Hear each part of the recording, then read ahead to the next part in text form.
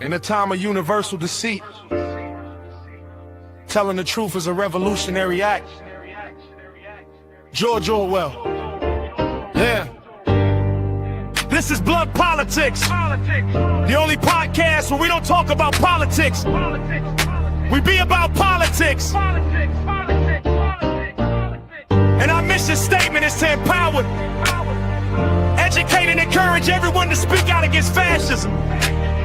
Speak out against injustice and fight for freedom and equality for everyone. This is Blood Politics, and we ain't stopping till they put us in the grave. We ain't gonna be quiet, and we ain't gonna be scared, and we ain't gonna go along with the crowd. This is Blood Politics.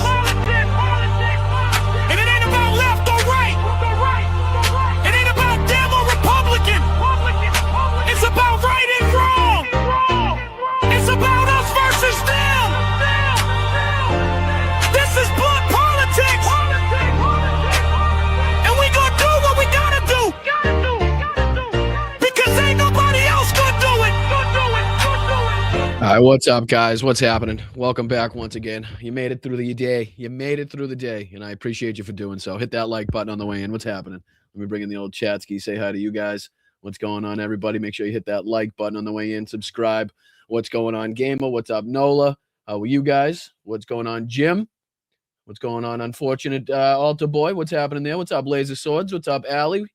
Appreciate you guys. What's up, Luck Dragon? Victor? Wes? What's going on, my man? What's up, Jeff? Appreciate you guys. What's up, Allie? What's up, Allie? What's up, Alvin? Roxanne? Appreciate you guys. Appreciate you guys. Thank you. Click that like button on the way in. Hi, Moms. How are you? Good to see you, Moms. Good to see you.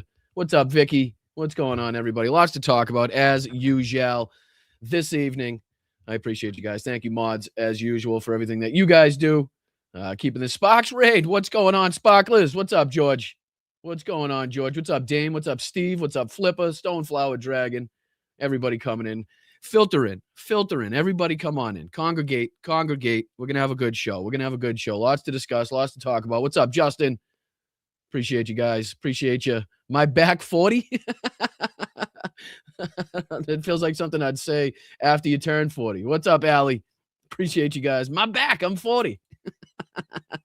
What's going on? Mr. Joshua, how are you? Appreciate you. Everybody coming over from Hal's, all these sparklers hopping on over. Make sure you lock in. Make sure you hit that like button. Make sure you subscribe to the channel. It would go a long way. All right, let's get some of these things on the screen that we're going to be discussing this evening.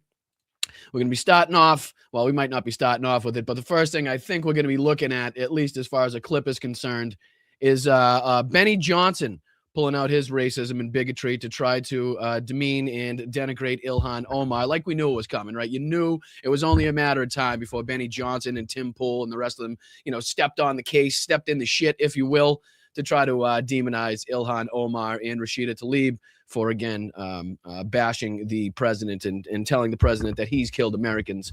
So that's one thing we'll be looking at today. We're also going to be taking a look at a little bit of an example of something that we were discussing on earlier show that has already arisen.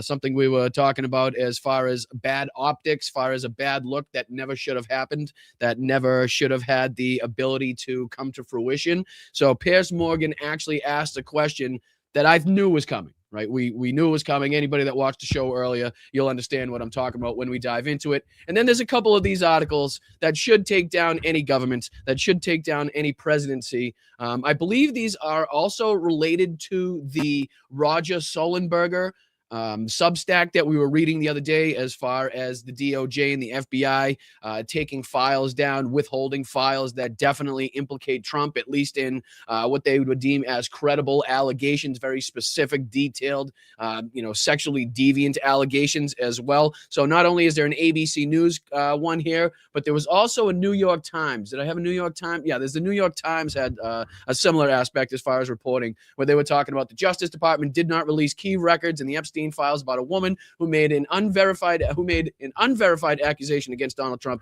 in which he said Trump assaulted her in the 1980s when she was a minor. So I haven't dived into it yet. I wanted to dive into it with you guys there, but I do believe, if I'm not mistaken, just by kind of the headlines, that it's going to be detailing something that Roger Sullenberger was talking about on his Substack the last time we covered it. If not, then this is new explosive details that we'll be looking into.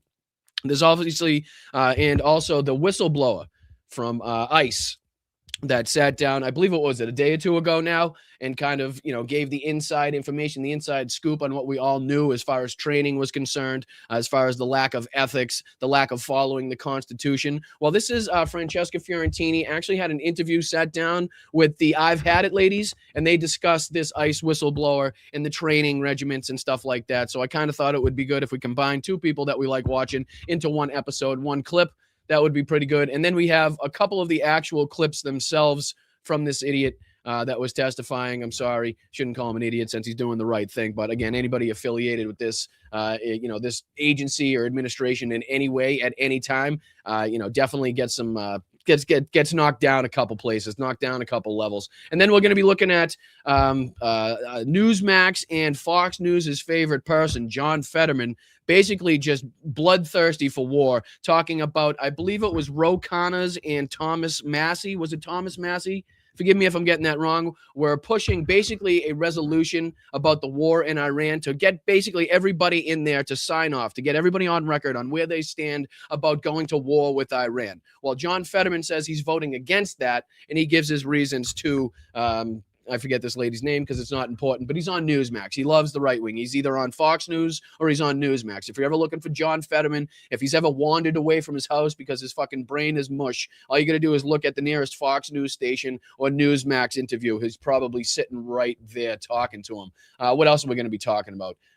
What's this one? Yeah, this is also pertaining to that, because this is a story, if true, definitely needs to be talked about, because this is talking about the Ro Khanna and Massa Iran War Powers resolution and the allegation or report that there are Democrats working behind the scenes to stop that vote, which, again, to stop a vote that would put people on record as to where they stand about going to war with with Iran is again, I don't know why I would even be stepping into that regard. And then we got a Preston Stewart video basically telling us and depicting how close we are. Basically, the military is at go level. They're ready to rock and roll at the fucking moments, at the drop of a hat, at a moment's notice, at any time that Donald Trump wants to give the go sign.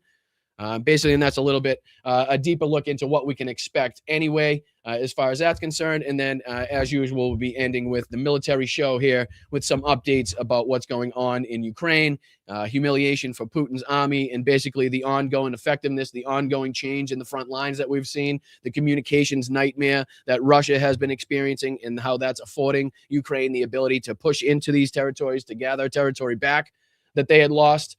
So we'll be diving into that as well. Lots to get into, lots to talk about. Hit that like button. Thank you, everybody, for coming over, whether you're watching on Facebook, Twitch, YouTube. I didn't do it on Instagram this evening because I realized this morning, I don't know what happens on Instagram. I really don't. It says that I'm going out live on Instagram. I never see anything if I'm on Instagram to say that I went live, any comments, nothing. So I don't know what's going on over there. But until I figure it out, I figured just the old Facebook, YouTube, Twitch trio should suffice. So I appreciate you guys. Thank you for the raid. What's going on, Cosmic Rose?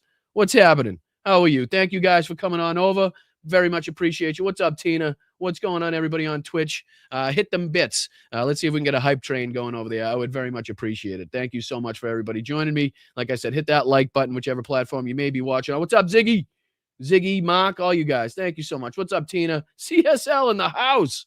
What's up, CSL?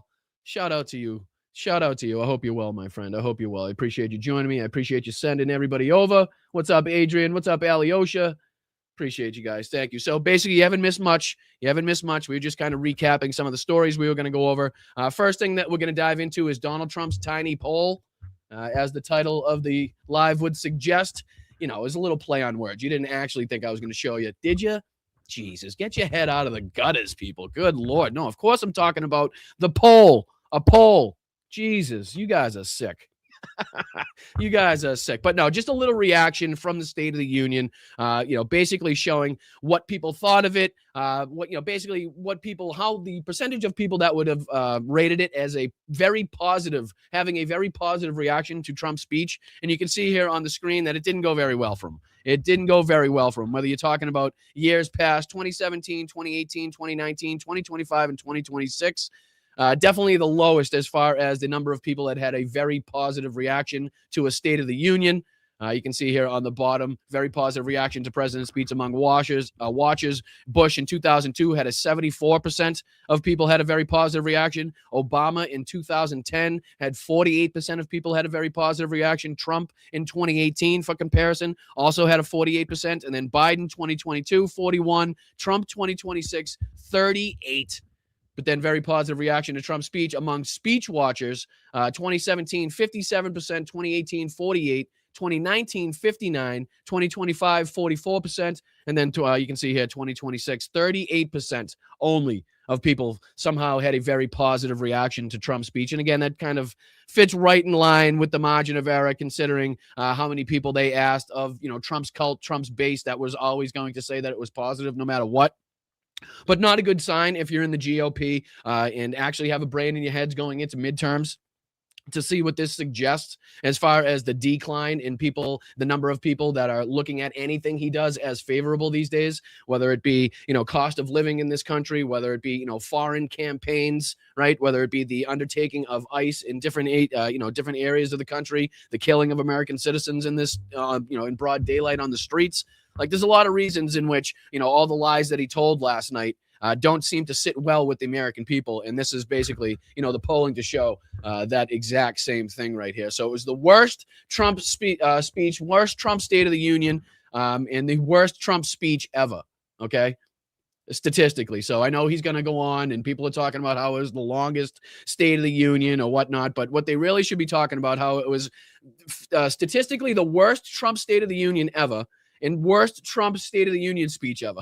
So the whole thing sucked, and his speech sucked. Nobody found it positive except, the people in the cult, really. So, I mean, it remains to be seen. We kind of figured that was going to be the way.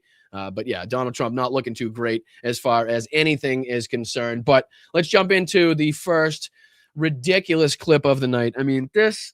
I don't know. I don't know how far Benny Johnson has fallen down the rabbit hole of whatever conservative bullshit that he's landed in, or if he's really just so captivated by Russian money and the tenant media thing that, he just started utilizing the Russian way of using AI and just making everything over the top and ridiculous. But, you've seen a bunch of Benny Johnson clips to know that at the beginning of all of his clips, he has this ridiculous AI intro that is always over the top. But this is his latest video talking about how Trump promises to deport Ilhan Omar after psychotic State of the Union meltdown. And we won't have to dive into too much of this to get the gist of what we have to get from this. Basically just the bigoted, racist, homophobic, xenophobic, all of the phobics that you could possibly think of, all wrapped up into one, nicely edited, ridiculous AI video from Benny Johnson. So what do you say we dive into just a minute or two of this? Might need 2 minutes at the max, I'm hoping, just to kind of see what he's talking about. But look at how ridiculous this opening is. I mean, I saw the AI opening and I knew that I had to watch it with you guys, but check this bullshit out.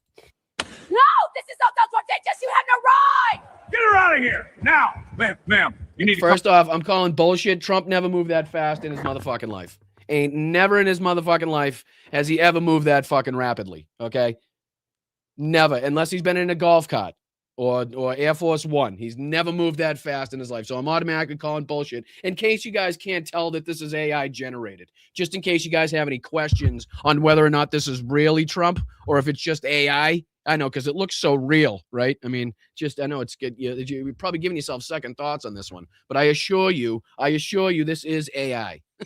Yeah, somebody said maybe for a cheeseburger. Tina, where are you?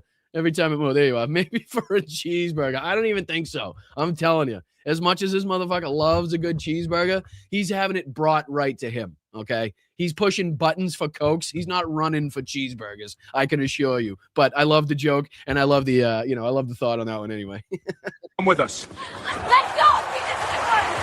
Okay, so the depiction of the Secret Service here in what doesn't even remotely resemble, anything that looked like the State of the Union last night. So just piss poorly done at every turn. But he goes on. What's up, guys? Spenny. Paperwork doesn't make you an American. Being an American makes you an American. What do I mean by that? Well, What do you mean by that? I'm curious. What is it that you mean by that, Benny? Please explain.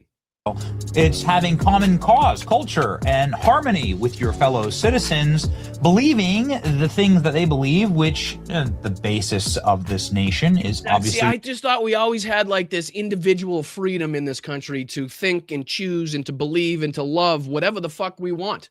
Right? As long as it doesn't hurt anybody, it doesn't violate any laws, as long as we're not pushing it upon people and forcing people into this, that, or the other thing. Seems to me like we have this whole, like, I don't know, sense of freedom in this country where we don't have to agree with anything that you fucking say or our neighbors say.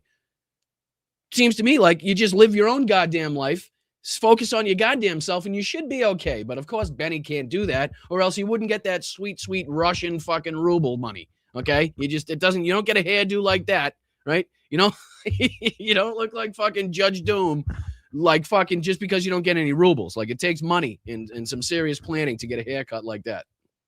Christian moral principles like freedom of speech, thought, and association. Christian moral principles such as the freedom of speech. Now, I could have sworn that the founding fathers that actually wrote that into law, a lot of them weren't even, Christian or anything, right? Weren't they mostly, what's the word I'm looking for?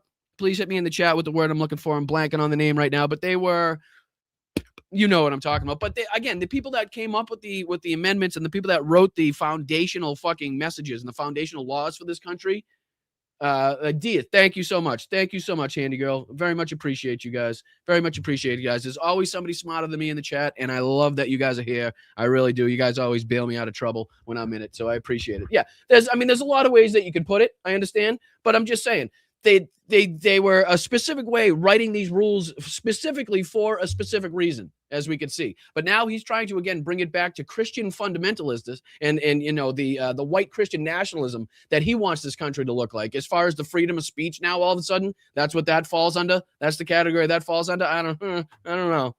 Like having an understanding that you should be good to those around you, not steal, loot, and plunder. Not engage in cousin marriage. Where does sexual assault fall into that? Where does, like, on your scale, Benny, just real quick, let me just interject. Where does sexual assault and like trafficking of children, where would that fall on your list?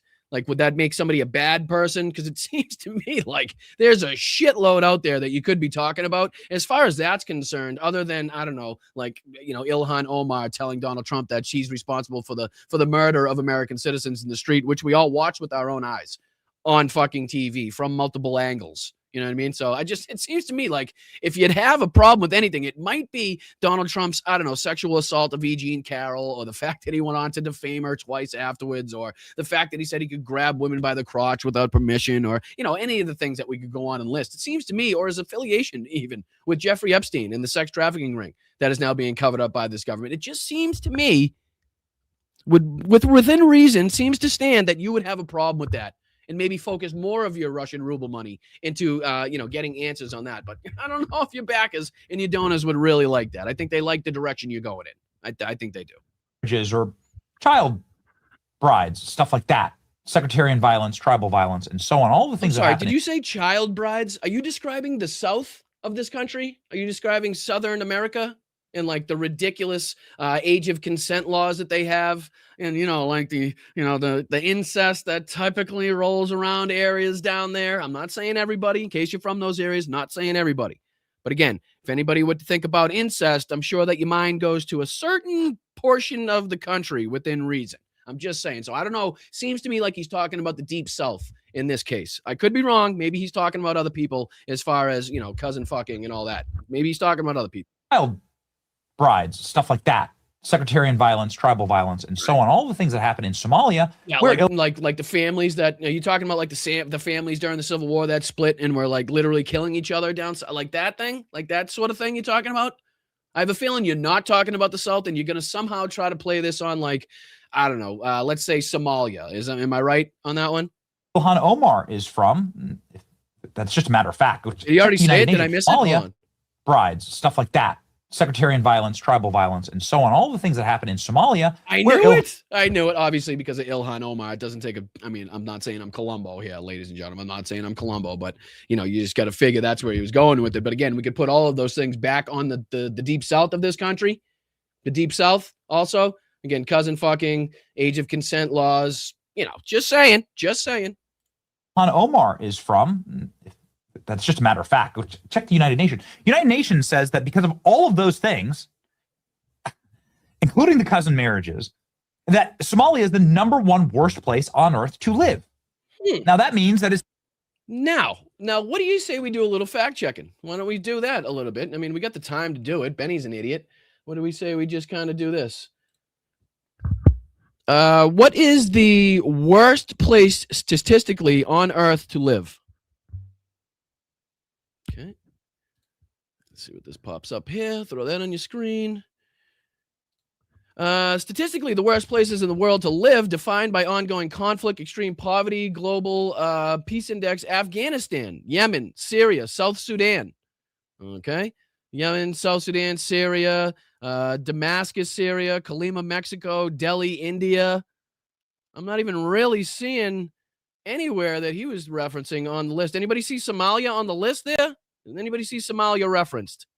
Any Somalian references in that one? Worst places to live, homicide rate, worst places in the world to live geographically.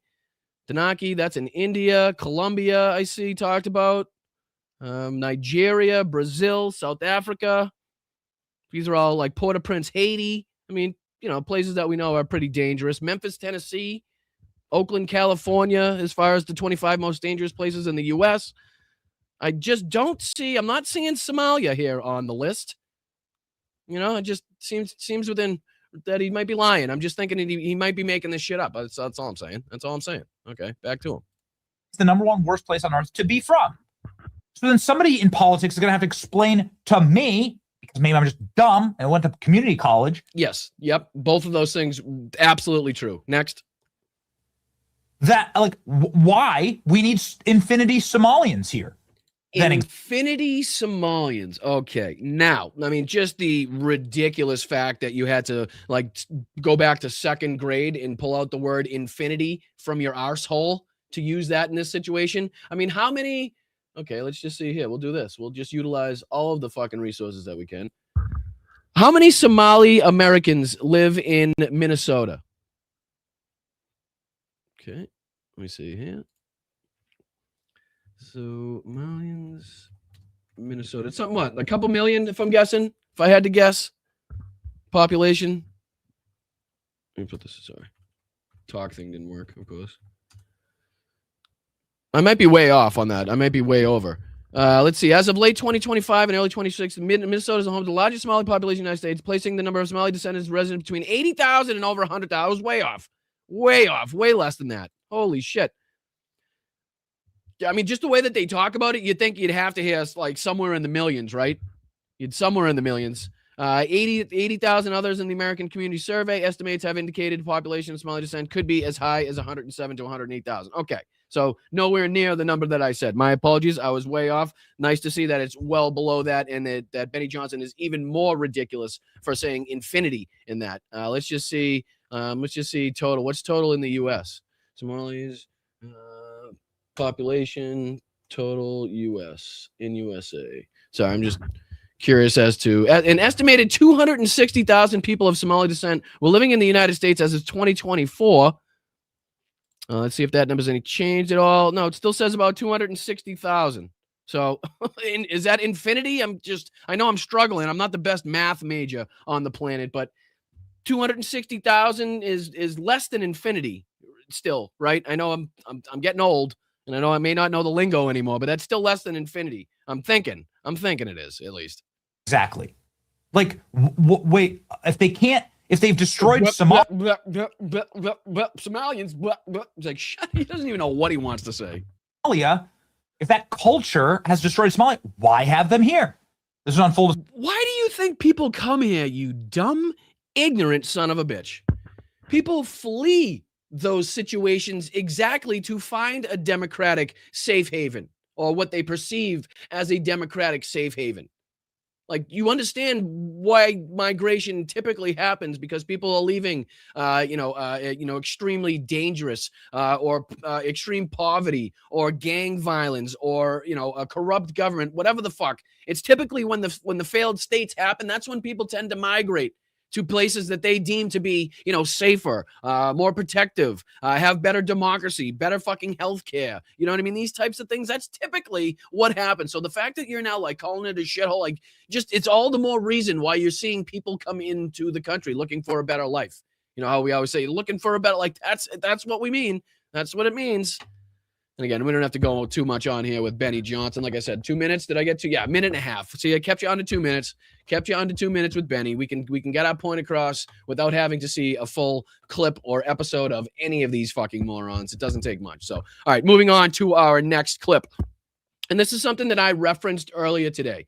And I know maybe some people, I didn't get the ability to go back and read the chat, but I don't know if some people were in majority agreement or had some problems. But this is already an example of something that I pointed out as far as the optics at the State of the Union, not standing for certain things, not recognizing there was going to be certain moments in which you were going to be put into a very difficult situation as far as optics were concerned. If your whole point was to stay seated and silent the whole time, like this should have been discussed. Well, here's just a quick example. We don't have to go into it too much. I just want you to listen to the way that Piers Morgan frames the question, and you'll know that others are going to be doing the same. And again, Piers, very influential. I can't stand the guy. I think he's a pompous prick, and I think he's extremely responsible for Donald Trump's, second term and the problems that we've been facing, and really fucking defending him and kissing up to Donald Trump and trying to fucking obfuscate and make it seem like he's not that bad. So fuck Piers Morgan. But I want you to, a lot of people do watch his show. A lot of people do watch the show. He's got, how many subscribers does he have now? Can you not see on YouTube now how many subscribers somebody has? Hold on, let me see. He's got 4.35 million subscribers, okay, just for reference. And a lot of his videos always get, a good amount of views, let's just say. I mean, this one was posted less than 5 hours ago, already got 131,000 views. But, I mean, just listen to the way that he frames this question. And I told you that this was going to happen. I knew that this was going to happen, okay? And it's already happening the day that I said it. Here we go. Check this out. Brian Tyler Cohen, the moment that would really concern me as a Democrat, I think, in terms of something that could be used against the Democrats over the next few months up to the midterms, is the moment when Donald Trump asked the assembled gathering to recognize Anna Zarutska. Now, she obviously is the mother of the murdered Irina Zarutska, this young Ukrainian who was murdered in brutal fashion on a train in North Carolina last year. And this is how this played out. Set free to kill in America, came in through open borders. Mrs. Zarutska, tonight I promise you we will ensure justice for your magnificent daughter, Irina.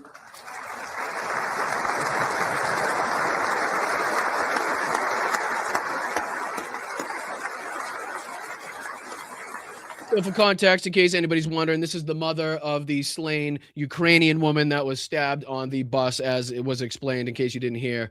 And this was one of a few moments in which people are picking apart and saying, why wouldn't Democrats stand up for this? They go on to later in the show ask why Democrats didn't stand and how, Donald Trump specifically planned that moment, hoping that Democrats wouldn't stand up the moment where he said, hey, stand up if you believe that, protecting Americans is your duty, paraphrasing, over protecting, quote unquote, illegal aliens, as he calls them. And again, that was a purposefully calculated moment to get the exact fucking response that he got from Democrats that should have never been there to begin with, or again, should have already fucking utilized their moment to protest well before that.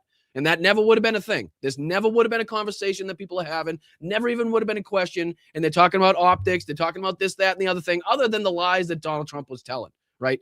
So it immediately changes the conversation and gives them ammunition to use to obfuscate the actual points that we should be talking about, which was the egregious lies that Donald Trump was telling, how he was blaming Democrats for every fucking thing that he's responsible for, demonizing the entire population of immigrants that we have in this fucking country. All of that shit we should be talking about. But again, not what's being focused on at this point, not by at least, enough people.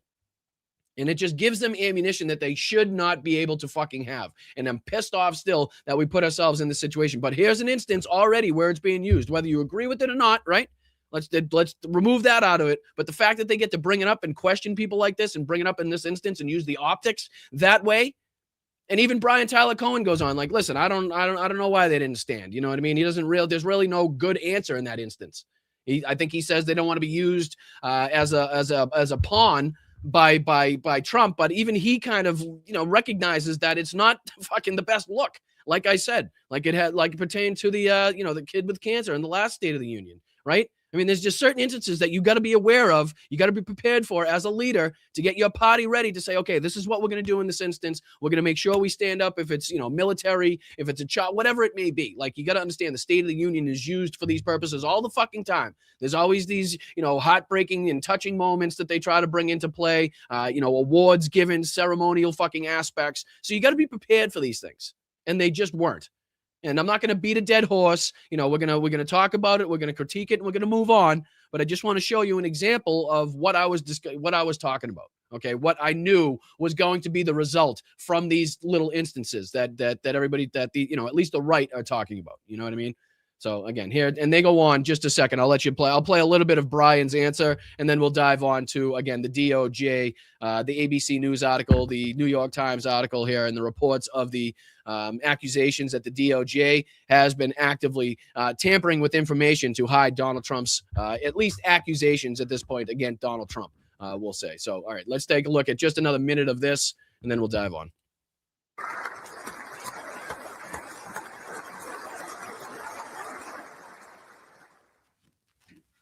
Now, I should preface this before I come to you, Brian, to say that Trump was inaccurate when he said he came through because of an open border policy. In fact, the killer of Irina Zaritska was an American citizen, born in America, lived in America. So he didn't come through an open border. However, and I think it's a really important however, the optics of that were awful.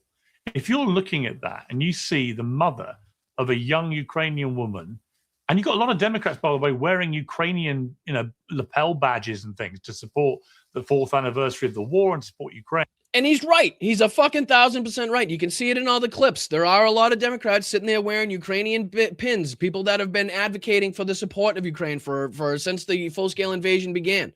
But you're going to use this, you know what I mean? But you're going to use this moment and catch the optics of you sitting down at a moment where you should be paying respect. You know what I mean?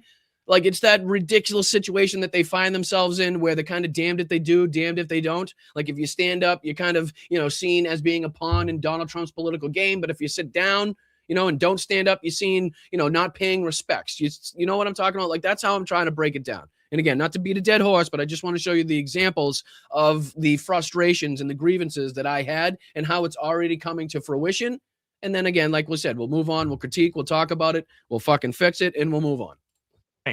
If you can't get off your backside and just show her some basic human respect, it's a terrible optic for the Democrats and an illustration to me of just how partisan and tribal the State of the Union's become. The Democrats would have done themselves so much good if they had all just risen to applaud her. Why didn't they?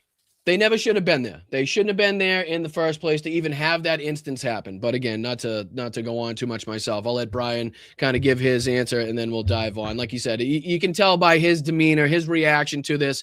There's no real good answer that he has. Like you said, he tries to, talk about the, the political pawn aspect, but even he doesn't have a very good answer to this question.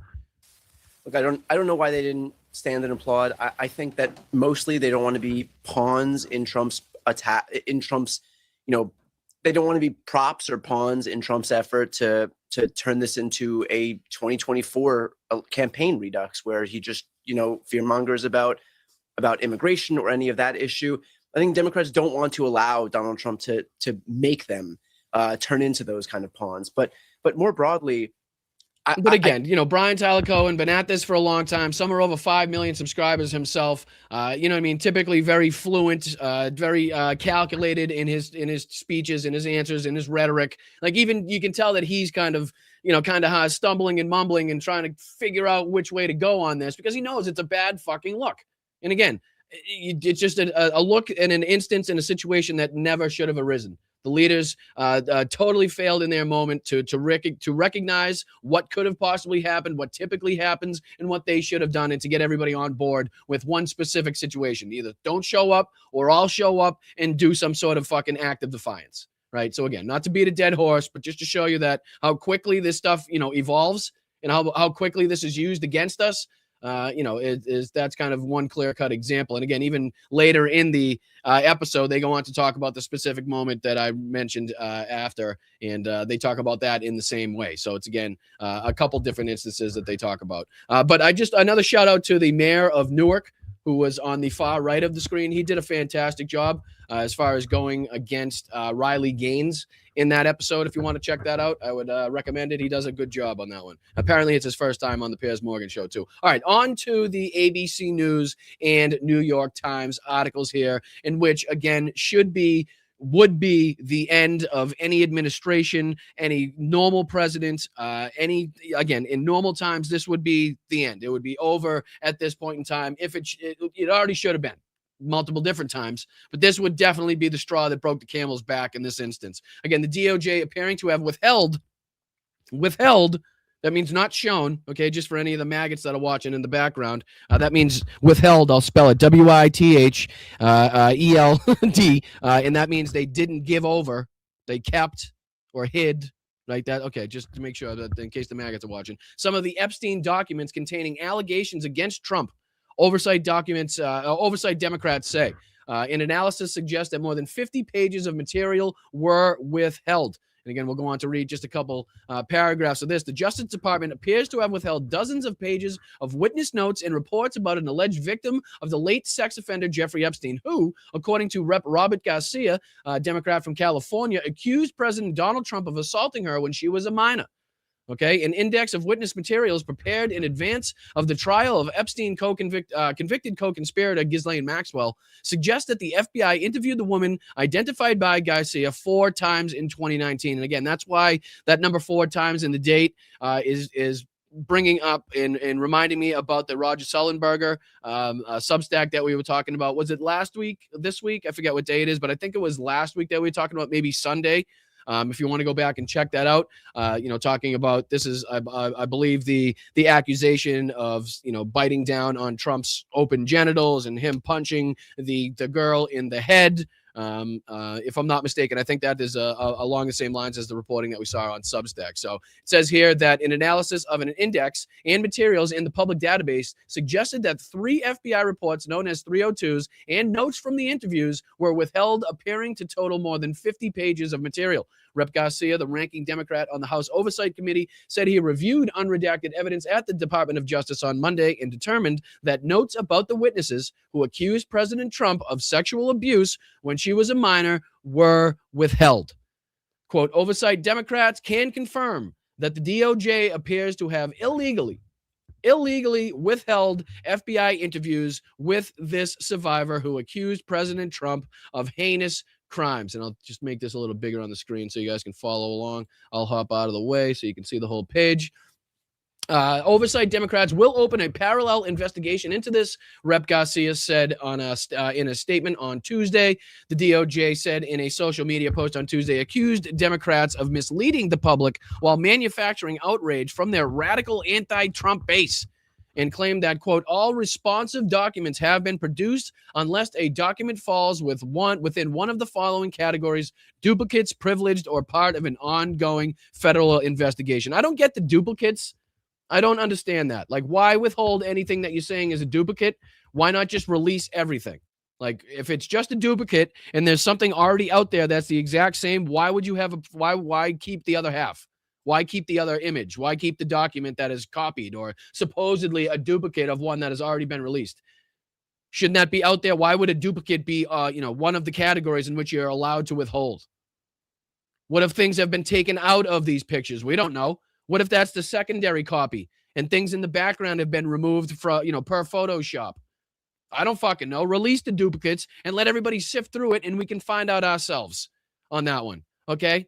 And who's privileged? There's a lot of emails discussing a lot of egregious and disgusting things in which the people sending it or receiving it have their fucking emails blacked out, their information redacted. Are they privileged in this situation? Are they privileged criminals? Are they privileged sex offenders? Like, what's a privileged pedophile in this case? The DOJ would have you believe that actually exists out there. Right? Oversight Democrats countered that the FBI interviews with the survivor who alleged Trump sexually assaulted her as a child aren't duplicates, shouldn't be privileged. which is a great fucking point. How that in any way would be considered a duplicate or privileged in this case, unless your privilege is to defend and protect Donald Trump from his criminality, right? But according to a social media post, are you saying there's an active ongoing federal investigation into President Trump? And that's what the oversight Democrats posted on social media, which again would be a big story, you would think. It would be a big story, right? So the concerns about the documents were first reported by independent journalist Roger Sullenberg. I knew it. I hadn't read this with you guys. I wanted to go through it with you guys and NPR. So it was the exact same thing that we were talking about. So now being picked up by more mainstream media here. ABC reached out to an attorney who was believed to have represented the woman, but did not immediately receive response. Based on the unique identifying numbers stamped on each document page, the current files released by the DOJ suggest a gap of more than 50 pages of notes and FBI reports about the interviews, right? So again, more on this is probably going to come out. And like I said, there's actually another one here from the New York Times. I'm sure getting into the same details, same reporting here. Breaking news, the Justice Department did not release key records in the Epstein files about a woman who made an unverified accusation against Donald Trump in which she said that Trump assaulted her in the 1980s when she was a minor. And I'm sure there are a lot more outlets ready to pick this up. So again, the fact that this is out here absolutely should and would take down any typical, normal, average administration. Just not the Trump regime, okay? With the DOJ in place, with Todd Blanche, with Kash Patel heading the FBI, we can't expect this to lead anywhere. And again, you can tell that by the response from the DOJ talking about privilege and duplicates when that has absolutely nothing to do with the reports or the accusations in this case. Oh, thank you. Thank you, Rach. Not really Rachel Atwood. I appreciate that. Well, who is it then? Have you seen Terrell Starr's video on the different ways MAGA responded to the deaths of Irina Zarutska and Katerina Tovmash? Hint, perpetrators race. I have not. I should check that out, though. So it's a have you seen Terrell Starr? So Terrell Starr, let me write that down real quick. Terrell Starr. I appreciate you, Rage. Thank you so much for keeping me informed and up to date. Sorry, I know, Steph. I'm sorry. I don't have copyright on that. You know what I mean? I just do not have ownership over that. I refuse to, steal anybody's credible work that they've put hard work into. I'm not going to do it. But by now, you should know it's coming, for Christ's sakes. You should know it's coming. My apologies. My goddamn apologies. All right, let me throw that. All right, I'll keep that up there. We'll keep that up there. Oh man, I didn't even see that. I think I've trained myself not to look at the neck. Like, I've trained myself to look at like mouth up, I think, as far as Trump is concerned now. Jesus, Steph. Why do you got to fucking bring that one up? All right. But just to show you that what we were talking about the other day from Roger Sullenberger, what we've been going over as far as the Substack. Again, you guys were ahead of the mission. We were talking about it before ABC. We were talking about it before New York Times. So again, you guys are spending your time wisely here at Blunt Politics. I do hope that I continue to show that at least in a few different aspects where, you're seeing things at least maybe first here or hearing insight first here, whatever it may be. I just hope that I'm bringing you some sort of entertainment or value to your day. All right, let's jump into our next topic that will be discussed here, which is the ICE whistleblower. Okay, something we've been talking about a lot here is the ongoing atrocities, only other word you can use to describe it, conducted and, perpetrated by ICE, DHS in this country, the blatant murders that we've seen, the pregnant women that have been dragged out of vehicles, the handicapped people that have been dragged out of vehicles, the father of 3 Marines punched in the face in the middle of the street, people rappelling down from buildings, the whole fucking kit and caboodle, the whole shebang that we've seen. Not only that, but the white nationalist recruitment tactics that we discussed with Brian when he came on, Brian Andrews, when we had him on as a great guest, talking about not only the slogans, but the music that was used that was only used for KKK and white nationalist movements that they are now utilizing from the DHS and ICE to recruit different white nationalists and people that have absolutely no experience in law enforcement whatsoever. But this is, again, the Bituation Room with Francesca Fiorentini, and she had on the I've Had It ladies. Both Jen and Pump sat down with Francesca from the Bituation Room, and they were discussing this topic. They were discussing the ICE whistleblower and, kind of the insights that he was laying on the table, laying on the line as far as what he knew from the insides and the inner workings and the training or lack thereof, I should say, from these scumbags that are now entering ICE. But what do you say? We can, again, kill two birds with one stone. Big fans of Francesca here. Big fans of the I've Had It ladies. So, if we can catch them in the same place, why not, right? Hit that like button. Subscribe to the goddamn channel. And I'd be very much appreciated. All right. Thank you, guys. Thank you, mods. Thank you, chat. Appreciate you guys. All right. Let's dive into it. I might just speed it up just a touch. Might be running out of time just a little bit. That way we can get through just a touch more. And all right. This is titled The Whistleblower Says ICE is Trained to Ignore the Constitution. Let's roll. A whistleblower from ICE, a former lawyer from ICE, Ryan Schwank, testified before the House, I believe, saying that he saw DHS effectively teach ICE recruits to violate the Constitution, to violate the Fourth Amendment, illegal search and seizure without a warrant. And then, which I think is interesting to know, because I've seen it argued that, like, we know CBP already sort of does this, but I've seen it argued of like, well, they don't actually need a warrant. This is him saying, we know we need a warrant and we are just openly ignoring that. He talks about how bad. Right. So there was open confusion before, and there was like, oh, we don't know if we do. We don't know if we do need a warrant or if we don't need a warrant. Well, this is clear-cut evidence that they know damn well what they do and what they don't need, what they can and what they can't do. And obviously their way of trying to work around the Constitution and the way that they've been given, again, tacit permission by the President of the United States to act as brutal as they want, followed by Tom Homan, followed by Greg Bavino, that relayed this information right down to the bottom fucking foot soldiers. And that's what we've been seeing. But again, this whistleblower came out, and we'll play just a couple minutes of this, and then I want to get onto a couple of the clips from the whistleblower. But I just figured, while we got three of our favorite people in one spot, we might as well take a look. He talked about how guys were pulling guns on one another in the training, and saying that that's always a good sign. It's always a good sign when the trainees are pulling guns on each other at the training.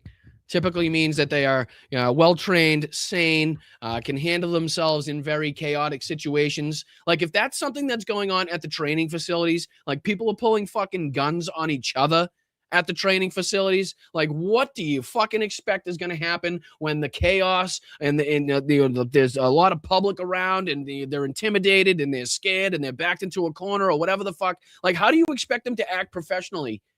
And again, he goes on to talk about, and again, like I said, we'll play a couple of the clips from the whistleblower, but where he says that nobody gets kicked out, no matter how many times they failed, no matter how many fucking situations they fail, how many questions they get wrong, everybody passes. Everybody gets a gun, everybody gets a uniform, everybody gets a badge. You're all set. Kick them on out there and fucking have at it there, Haas. That it was impossible to not be passed and become an ICE official. Let me just play this clip and get your reaction, because he also said, effectively, it doesn't really matter how much training there is when the broader culture of DHS and ICE is so aggressive, so militant. I have seen cadets, and this was a moment that stuck out to me at the academy. I saw a cadet in a scenario where we had bystanders who were allegedly filming or recording what was happening, pull out pepper spray and pepper spray a bystander. And when we asked the cadet afterwards why they did it, their answer was, it's because I've seen what we're doing in Minneapolis.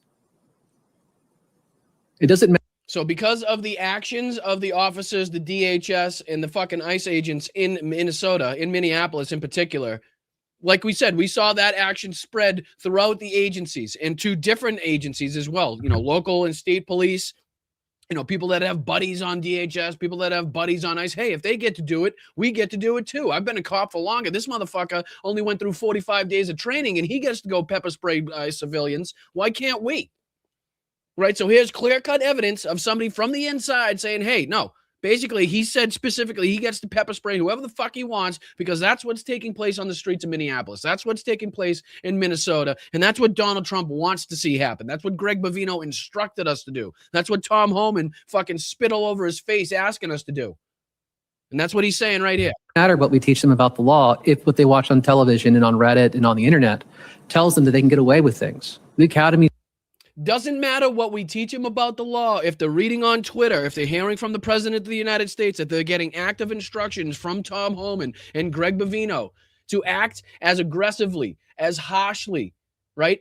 As fucking violent as you can possibly be to get the fucking message across to these people that we own this fucking town, right? You guys have seen the clips of Greg Bovino hyping his fucking people up like it's a pregame speech before the fucking Super Bowl, ready to go out and unleash them into the streets like, oh, we own this fucking town. We own this place like it's any given Sunday out there, right? Meanwhile, they're walking around with fucking automatic weapons and pepper spray, not football pads and a pigskin.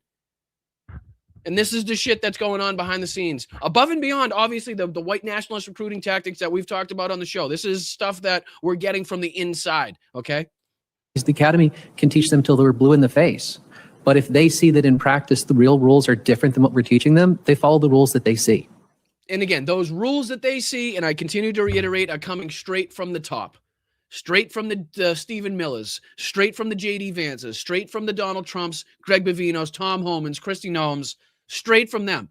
So again, why would they listen to this fucking pipsqueak lawyer or any pipsqueak lawyer or any commander that really doesn't have any authority over J.D. Vance or Donald Trump, even if they are asking them to follow the Constitution, even if they are asking them to stop treating American citizens so brutally and aggressively? Fuck no, I don't have to do that because I'll just get you fired, right? That's the situation that they've created. Like the foot soldiers, if they are reprimanded, can just go to a higher up, can just go above, his commander and say, hey, listen, this guy's mad that I'm fucking acting aggressively. Trump wants me to act aggressively. Can you tell my commander to shut the fuck up or remove him? Because he's a problem. He's telling me I can't punch people and spit in people's face and, pepper spray them and shoot them in the streets. Meanwhile, Donald Trump just said on Truth Social, that's exactly what he wants me to fucking do. That's what's going on. So this came after he testifies, that these new recruits are not being, their training is so little, their hours have been cut. And in my mind, all I keep thinking is like, okay, but the people that killed, Renee Nicole Good and Alex Preddy had been. And I'll get the response here from Jen and Pumps, and then we'll go into a couple of the clips from the whistleblower himself, and then maybe we could dive back into it to get their response when we're a little bit more acquainted on what the guy said. For ICE, like this man, for many, many years. So I was a little bit like, okay, then this part came up. And he effectively is saying, it doesn't matter how much training goes on. We see the posts from DHS, the sort of white nationalist, red-pilled posts. We see, the behavior of Noem and, the ICE agents and officials on the streets. That's where they're getting their lessons from. But I wanted you guys' response on this. I think that obviously ICE needs to be completely abolished. And I think it's recruiting a personality type with a psychological background that I would call a compensatory narcissist.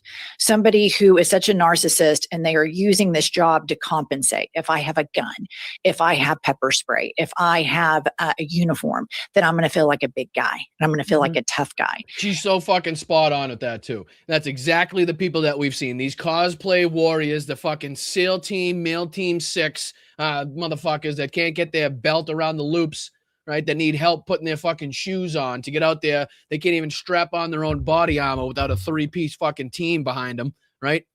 They need damn near an orchestra to get dressed in the morning, for fuck's sakes. But they want to go out there and get their guns. They want to get out there and get their body armor and their mask on and their fucking camouflage so they can pretend to be a fucking military guy, right? Same thing you see with Jolly Good Ginger out there on the streets all the time. Jolly's always out there like, hey, did you earn that fucking uniform? You're wearing my uniform. Did you earn that uniform? Because I earned that fucking uniform. I took an oath to defend this country from all enemies, foreign and domestic. Did you take that fucking oath? Did you go to war? Did you serve? Did you go into combat? He's always asking these motherfuckers, and not a single one of them that I've seen has responded saying yes. All of them fucking are silent. They don't have any answers. They know exactly what he's asking them about. They know exactly that they shouldn't be wearing what they're wearing and they have no business doing what they're doing. But, that's just one little aspect of it, too. And I think the personality type, the psychology behind this is something that is so broken. And I think that the psychology behind MAGA supporters dovetails right into this. I think each time somebody trumped, and by the time you get to triple trumping, it breaks you and it brings you further and it breaks you further. And you can think about the people in your personal life and how much worse off they are after that third Trump vote. And then think about the people around Trump. You didn't think Ted Cruz could get any worse than he was in 2015? He's a gajillion times worse. And that's something that's remarkable that he could become a bigger piece of shit. Marco Rubio, the pathetic little senator, remember when he was gulping on the water, giving the State of the Union speech, the opposition speech? You called him a whore recently, which I very much support. I forgot which one? Marco Rubio. Yeah, he is. I here's what I think Marco did. I think he thought he was going to be the big Latino Obama in the Republican Party. Yes, he did. He was on the big boy stage and he did not have it. He didn't have the Riz. He did not have it. And so he wants to be, an ascendant in the Republican Party. And the only way he could do it was to whore out to Trump. And so you have the worst people, whether they be in ICE or all these narcissists that worked on Fox News that are now running, the people that realize they're not going to be shit, like the JD Vances of the world, the guy that's changed his names more times than Kristi Noem shot her dog. Okay. The guy that used to call Donald Trump America's Hitler, who realized he wasn't going to get anywhere because nobody liked him. And that the only way he could possibly get ahead in this game is if he totally remade his entire fucking persona and started kissing the ass of Donald Trump, which they continue to do. No different than, the rest of these assholes. Marco Rubio ain't no fucking different. So they're spot on as far as this is concerned. Department of Defense or these podcasters. I'm like, could you imagine any of us running the FBI? Yeah, I mean, it's just insane. Wow. It's insane. Angie, I mean, just on that piece of, him saying what we all knew what was going on. Now he's blowing the whistle on it.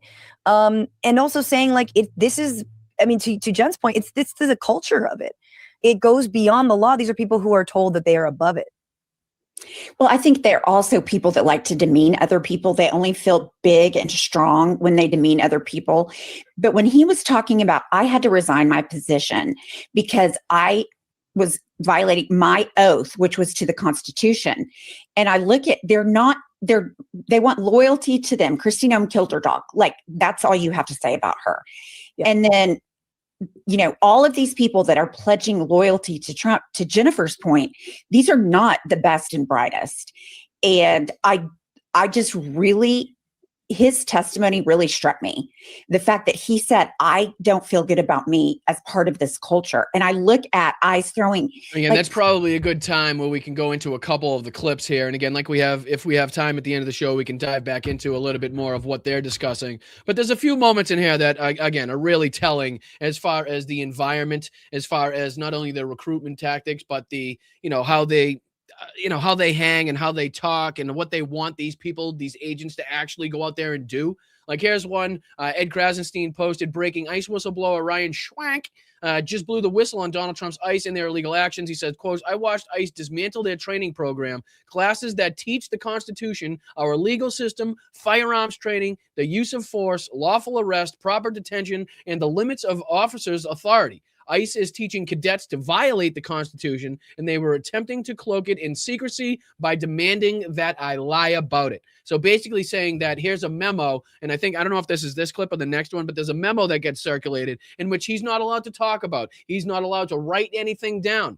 Now, seems to me like if you're trying to hide evidence, if you're trying to, have a lack of breadcrumbs, they don't want a bread trail that's for you to follow, a crumb trail for you to follow backwards. That's probably seems to me like you're hiding something or doing something shady, right? But here, I'll play this clip. Again, this is where he talks about the ongoing efforts, or the active efforts, I should say, to actively go around the Constitution as far as the teachings and training is concerned.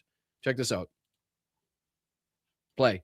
I swore an oath to uphold the Constitution when I joined ICE on August 1st, 2021, as an assistant chief counsel. I followed that oath for 4.5 years, working side by side with ICE officers.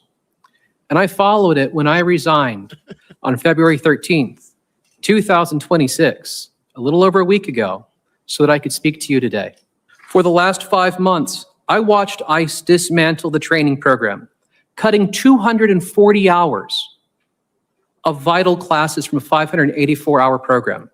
Classes that teach. Jeez, now, is cutting training a good thing when we're sending these people out with weapons into, again, crowded public areas to intimidate, to harass, and to beat American citizens? Is like lack of training a good thing? I always thought that was I always thought we wanted like the most training possible with people that are, again, unleashed in the public with firearms, but that's just me. Constitution, our legal system, firearms training, the use of force, lawful arrests, proper detention and the limits of officers' authority. ICE is teaching And we respect you and appreciate you for it, Dame. Hell yeah, we do, brother. cadets to violate the Constitution. And they were attempting to cloak it in secrecy by demanding that I lie about it. I swore an oath. All right, so that's to one of them that actually, comes right out and says the quiet part out loud, if you will, of saying, hey, not only are they cutting training, but they're actually training them to violate the Constitution as opposed to uphold and defend the Constitution. And here's another one here with Richard Blumenthal, where he says, breaking revelations, whistleblower confirms that ICE agents are being deliberately and purposely trained to break the law and violate Americans' Fourth Amendment rights. And this is the one, I believe, where he distributes the memo here and talks about how he was kind of sworn to secrecy as far as what this memo entailed. Check this out. Oh, it'd be great. It always helps, Bri, when you're running a podcast and a live stream where people do have eyes and need to see it, if you put it on the screen. All right, let's try that one again. Take two. Mr. Schwank, I think you'll recognize Schwanky. this memo. It is a memo written by Acting Director Lyons. We've seen it before at this hearing. It says, in effect, ICE officers should violate the Fourth Amendment. Were you taught or told that you should train ICE agents in accordance with this memo? Thank you, Senator. Yes, on the very first day I arrived at Glencoe to teach, I was told that we were to instruct cadets to follow the instructions in this memo, but that we would not write down any of those instructions. That we Instruct the cadets on the writings and teachings of this memo, but do not keep a record. Do not write this down. Do not leave a bread trail, right? You know what I mean? Like, does that not sound fucking incredibly suspicious right off the bat? Does that not sound like a huge red flag that would go up in federal and government work? Like, hey, don't make a record of this. Typically, you want a record of it so you go back and check on different things, right? Now, this instance, we don't. All of a sudden, we don't want a record of this. No. Don't write anything down. We just, if you do, burn it, right? Go buy a burner phone, and that would be like probably should set off a couple red flags. would not keep a record that we taught it to them. That's a critical point, because I asked Acting Director Lyons whether this memo was distributed, and he said, in fact, that it was with an email that so far they have failed to produce. What you're saying is that you were told Dame's got it right. Yes, Alex, I'll take things criminals say for 1,000. Yeah, don't write that down. No pictures, no records. Burn everything that could fucking tie us to the crime. I mean, that's basically what's being said. Don't fucking shh. Don't show anybody this. Teach them, but burn this like it's in a fucking in an Inspector Gadget note. Like, this message will self-destruct in 13 seconds. Penny. You know what I mean? Like, I wouldn't put it past them. Having fucking like self-destructing memos going around behind the scenes. Like, quick, read this fucking signal chat before it self-destructs. You know what I mean? Like, Jesus Christ. Like, what else do you need to point to these people and saying, yeah, they're probably doing something fucking wrong? You know what I mean? to reveal it, correct? Thank you, Senator. Yes, I was told not to discuss this memo. In fact, when it was shown to me, I was told not to take notes on it, that I was not allowed to write down any part of it. And for the record, as an attorney for ICE and someone who routinely receives memos and memoranda issued by the agency, this had never crossed my desk before I arrived at the academy. So in effect, you were told as an instructor on the law that you were to train ICE agents how to break the law. I think every American should be absolutely horrified by that fact. And you were not alone. This memorandum was the basis for training ICE agents generally, hundreds, thousands of them during this fiscal year. Jeez, Mr. I mean, Schwein. it's almost like it's curious as to why we saw these like untrained, unprofessional people shooting Americans dead in the streets in situations that absolutely didn't warrant such action whatsoever. It's crazy how we talk about, how they're actively being taught and trained to break the Constitution, to defy the Constitution, being taught illegal acts, and then they're not keeping records of that. They're training and slashing the training, cutting the training hours for these people, and just sending them out there with guns. And you wonder why we're seeing things that we're now seeing. That's crazy how that works. It's almost like one could have resulted in you knowing that the other was going to happen. And then there's one more, I do believe, from this. If I'm not mistaken, here's one more. This was posted. Nice whistleblower says DHS is now graduating every cadet, even when they fail practice exams, even when they fail and violate the law during testing. That there's basically nobody being sent away. There's nobody that fails the class anymore. You all get participation trophies, no matter how much you fuck up. Doesn't matter how many times you break into the house, right? You know the house that they train in, and there's always the pop-up things, and it's always the bad guy, and then there's one that's holding the hostage, and you're not supposed to kill the hostage, obviously. Well, basically, every single one of these motherfuckers left all the bad guys alive and killed all the hostages in one of these go rooms, right? And they all passed. Nobody failed. Nobody fucking gets sent home. Nothing. If that took place, they were sent into action with a gun, with their armor, with the badge, saying, "Okay, you're all set." Listen to this. This is crazy talk. This is fucking crazy talk. Nobody fails the training, even when they violate the law, even when they pull guns on each other in training. Nobody gets sent home. Oh yeah, that's good. All that they learned, and we made them apply it. We put them through a range of scenarios where we could test: do they understand when they can enter a home or not? Do they understand when they can make an arrest or not?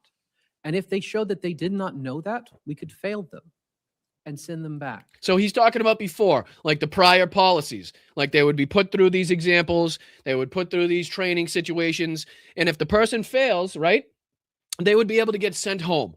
And I think he says a week or two, I don't know if he says a month or two or a couple months later, if they were, they had shown the proficient fucking success in, whatever commander said they were allowed to come back and try again, they could try again.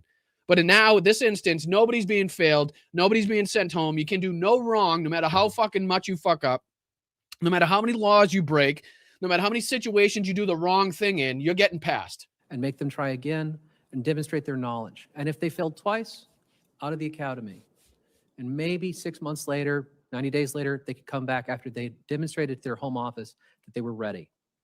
But today, no matter how badly a cadet does at those practical exams, no matter how many mistakes they make, no matter how egregiously they violate the law during a practical, we graduate them. Oh, so you thought those are my words. You thought when I said no matter what law they broke, no matter how egregious the crimes or how egregious the infractions were in the training, that they wouldn't fucking be sent home, that they would. You thought those are my words? No, they weren't my words. This is from Mr. Schwank himself talking about the immediate fucking training aspects, or lack thereof, I should say, that are happening now within DHS and ICE, and why we're seeing the fucking fat tub of lads that are now, manning the fucking posts for ICE all over the place. This is nuts. I have seen examples of cadets who have drawn their firearms on each other by accident. How do you draw a firearm on each other by accident? How does that fucking happen? How do you remove a firearm from a holster on one of your trainees, one of your fellow trainees, by accident? How is that possible? Oh, I'm sorry, my gun fucking slipped out of my holster. Somehow it slipped all the way into my hand, put my finger on the trigger, and actually pointed itself at my buddy. What? What? And you're right. You're right, Thorne. I got to say, the fact that he's speaking up like this, I do give him all the credit in the world in this. I don't know his background or anything like that, so I should give some deference in this situation. But I don't know. I just feel like this has gone on too long and this should have taken place. And I don't know, when he actually stepped up, I got to, I'll figure all that stuff out. So again, credit where credit is due. Thorne, keeping me in my place. You're 100% right on this one. I don't know if I'd go hero status at this point. I'd like to find out a little bit more information, but definitely a good thing to have him speaking out. I'll concede that, obviously. Turn the sound up, please. Well, it's this is Shitta, so their sound doesn't work. Apparently, their sound was affiliated to Russian Starlink, and since that's been shut down, the sound has also been shut down. So, unfortunately, I cannot raise the volume any higher on this clip. Again, we've kind of heard the main aspect, the main gist of this, of basically the training, the lack thereof, nobody getting sent home. You can't fail out. You know what I mean? You can't be sent out of the program. There's no fucking infraction too big that you could make where you could be failed out of class. You just, everybody makes it. Everybody gets a trophy. You're all set. From the worst guy to the best guy, also, it doesn't matter. And everybody in between. You're all getting a gun. You're all getting body armor, and you're all getting sent out into the public, so you can terrorize the American people, right? So again, we've kind of, I think we've covered as much as we can cover as far as that one is concerned anyway. But yes, definitely good that this guy's speaking up. I do appreciate him bringing us the insights of stuff that was, suspected, but not, we didn't have the evidence for. Now we have the direct evidence linking, the training aspects to what we saw on the streets of Minneapolis and other states in counties all over the country as well. So absolutely appreciate you guys in the chat as well. All right, let's dive into a little bit of war talk, if you will. All right. Because this is John Fetterman on with Newsmax talking about how bloodthirsty he is for war with Iran, how it is the one and only thing that he is looking to have happen solely because of the way that the Iranian regime has treated its own citizens. Again, totally discounting the fact that he supports Israel and Israel's genocide against the Palestinian people and looks like an absolute fucking hypocrite. Again, on Fox News every 2 seconds in Newsmax. And like I said at the beginning of the show,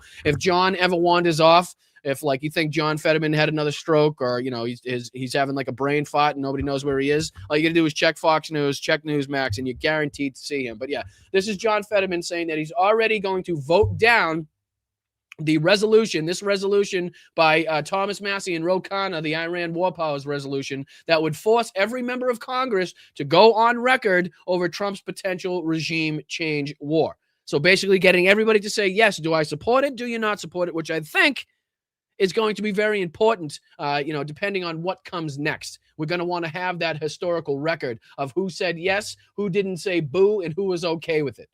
So again, this is a little bit of John Fetterman. We don't have to, again, dive into too much of this to get the gist and the idea behind it. But yeah, this is him just drooling at the mouth. Again, that just may be from his stroke, I'm not sure, or because of the war with Iran that he's really, really looking forward to. Still don't know what the drool's from at this point, but we'll figure it out together. Hit that like button. Earlier, I spoke with Democratic Senator from the state of Pennsylvania, John Fetterman. Senator, thank you very much for joining me, sir. Oh my gosh, it's a pleasure to be here. Hi. Senator,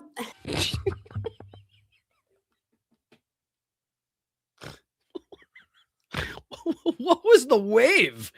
What the fuck was that wave? Is that a normal thing to do in an interview? Like, hi, thank you for having me. Like, what the fuck was that?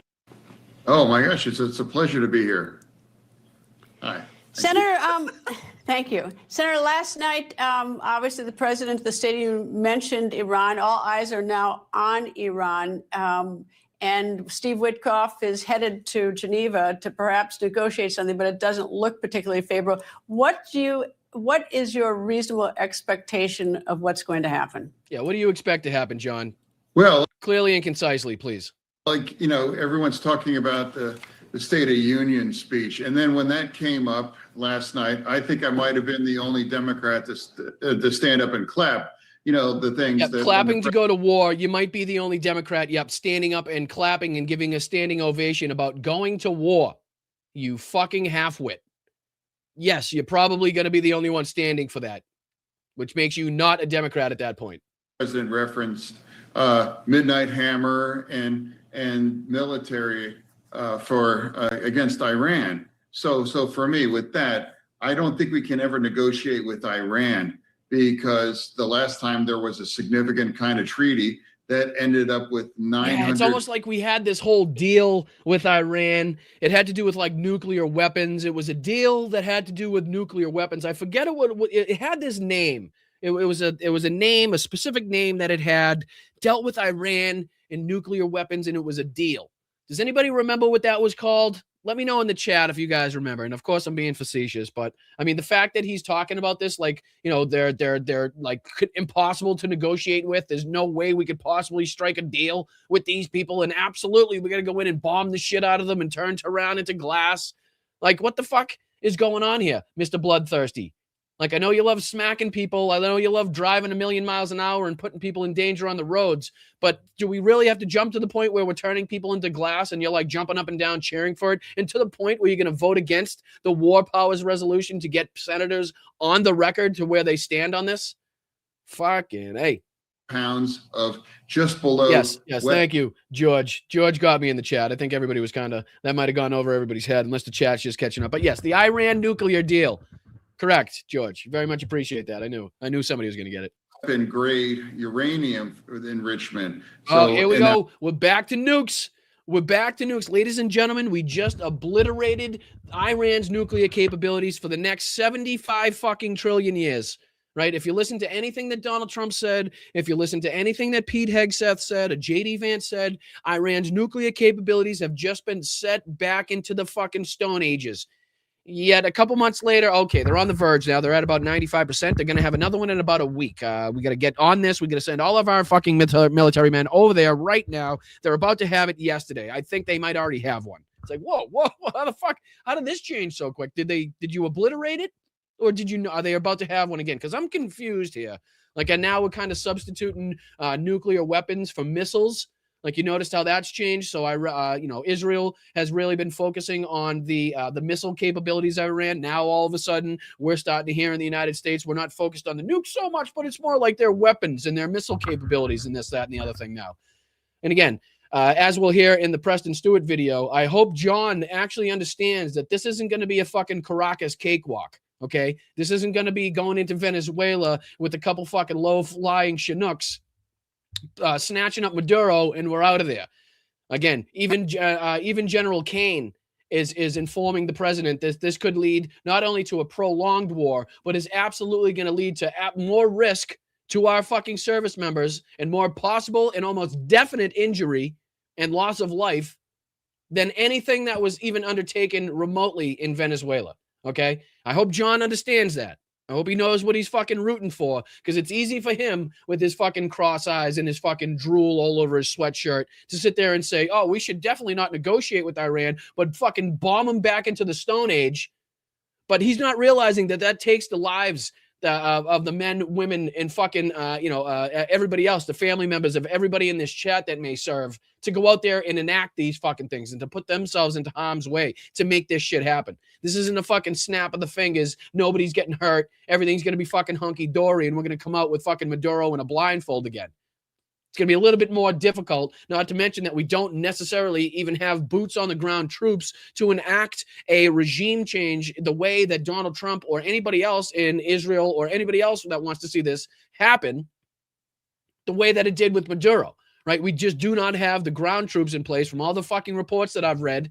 All the military movements and the troop movements and shit like that, and what forces are being sent in there. We don't have the force. We don't have the ground troops that are in place to say that, okay, we're going to go in and kidnap or kill this Iranian leader or this leader or that leader, right? Seems to be like it's going to be an air campaign, and we just don't have that capability to enact a regime change through a prolonged air campaign. Is what, again, the consensus seems to be. So Donald Trump seems to have walked himself directly into harm's way by trying to put pressure on Iran, but he's going to walk himself right into the point where he has to fucking strike. That's how dumb he is. And that's exactly what Fetterman wants. After what Iran has done, they killed tens of thousands of their own young people in there. So this is clearly where we're at. And I also think that the Iranian regime, everything that we read. So again, see, that gives us tacit permission to go into Israel and do regime change, apparently. Should we take over and quarantine the entire IDF, considering what they've perpetrated against the Palestinian people? Do you feel the same way? I have a feeling with the silver beeper that's now fucking sitting in your pocket, you don't feel the same way.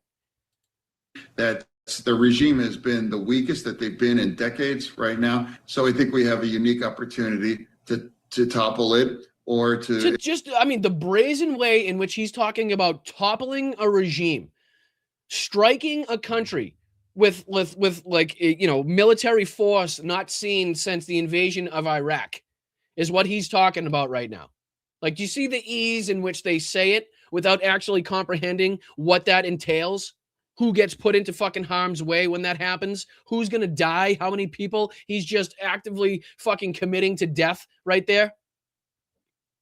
These fucking sick, twisted fucking people, I'm telling you. But I just want to show you, I'll go on. I think he goes on to just tell us that he's going to vote no on the War Powers resolution, and then we'll dive into a few of the other videos that I had here before I get you out of here.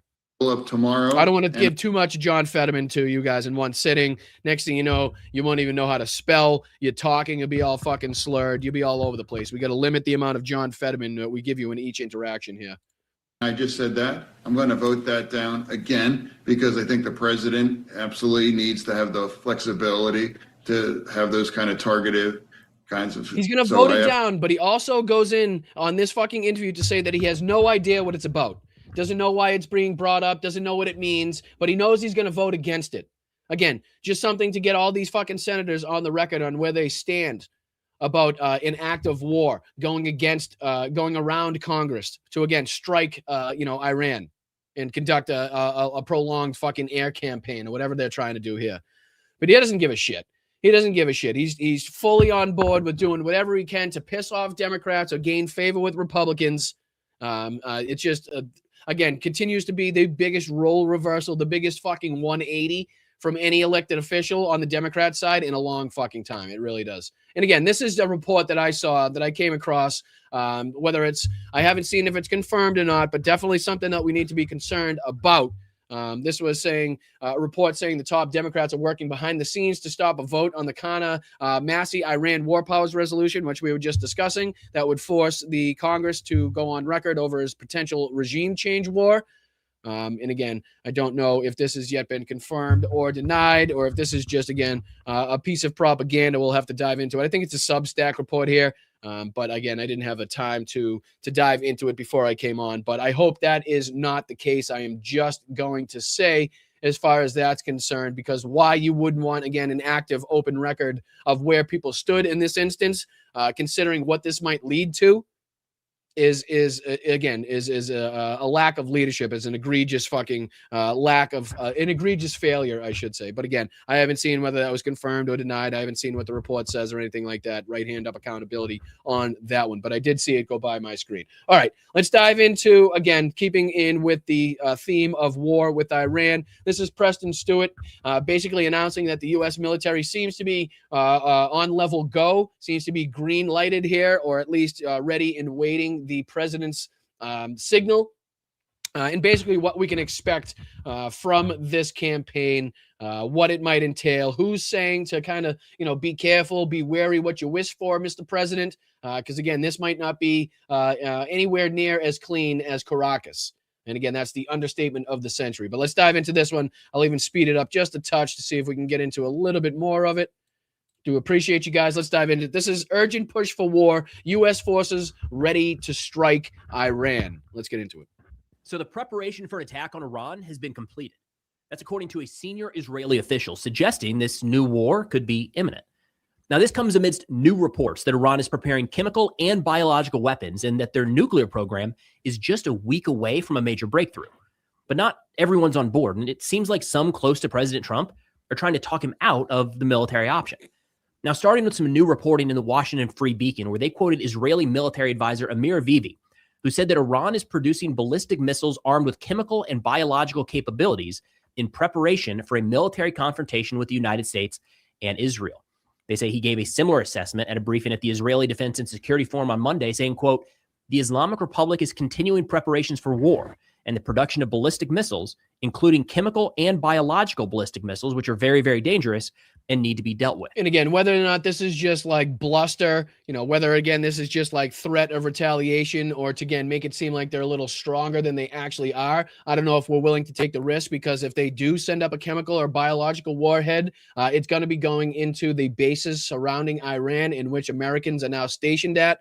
I do believe they've already made it very clear that if they do get attacked, if they do get struck, they will be retaliating against American bases in the area in which they can strike.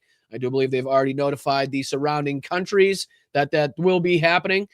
So again, directly putting U.S. service military men and women in harm's way upon a retaliation if the U.S. does engage in a strike on Iranian territory here. But just one of the things that we need to be wary of, looking for as far as a response to the United States' actions. Now, I thought it was worth looking up what the most recent U.S. assessments are, public assessments of the Iranian biological and chemical weapons program. What I was able to come across were two State Department reports from last year, 2025.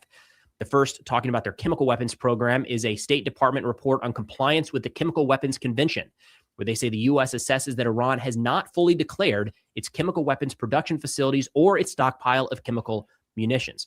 These reports, as well as everything that I reference, all the sources I referenced in today's video, will be in the description below.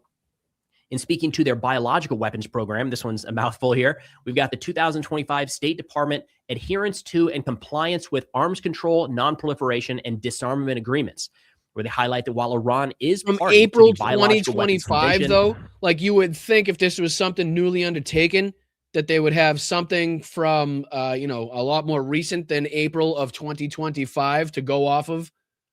But again, that's just my theory. That would just be my opinion.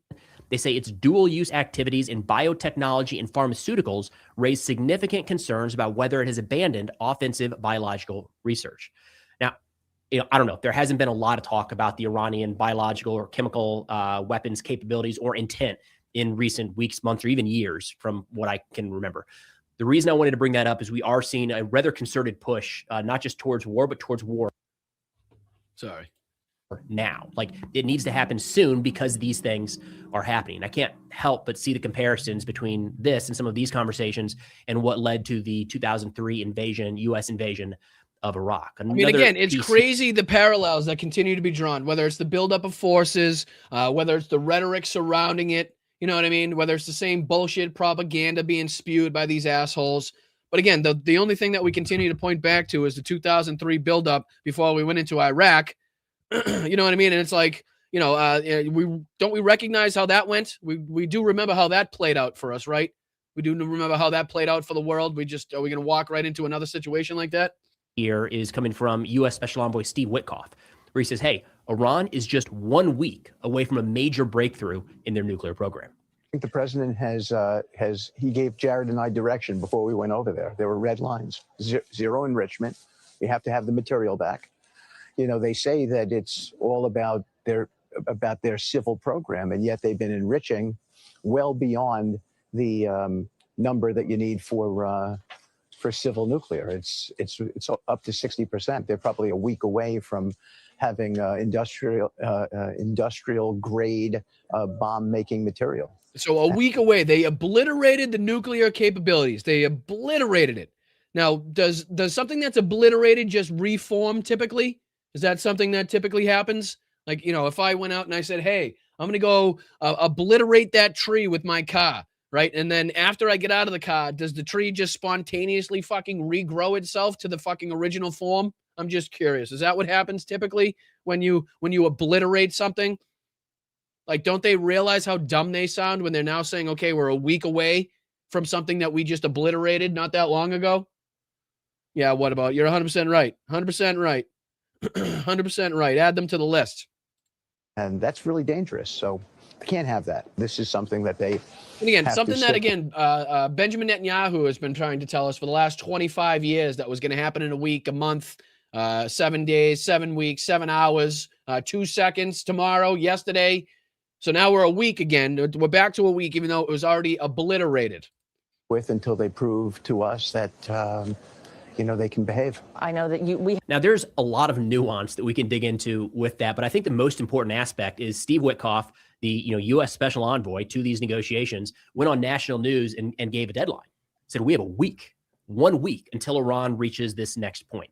That's important. They're trying to shape the perception of the audience, I think, right? To paint a sense of urgency here. There's kind of a running joke that we've been talking about Iran being a few weeks. So basically, reading between the lines, speculating. Oh, thank you, Candy. I see you in there throwing memberships around. Thank you so much, Candy, for the 10 gifted. Appreciate that. You guys, too, can be gifted memberships just like Candy. You can send a Venmo, sign up for a membership, throw a chat in there, super sticker, whatever you guys want. I do appreciate you all the time, Candy, contributing. Make sure we're reaching out to Candy and saying thank you for all the kindness that she shows his channel. But yeah, I think reading between the lines, what he's trying to say is it looks like they're trying to get across the fact that this might take place if we do inevitably see this in less than a week. Because again, you don't come out with this rhetoric that they're going to have something in about a week's time.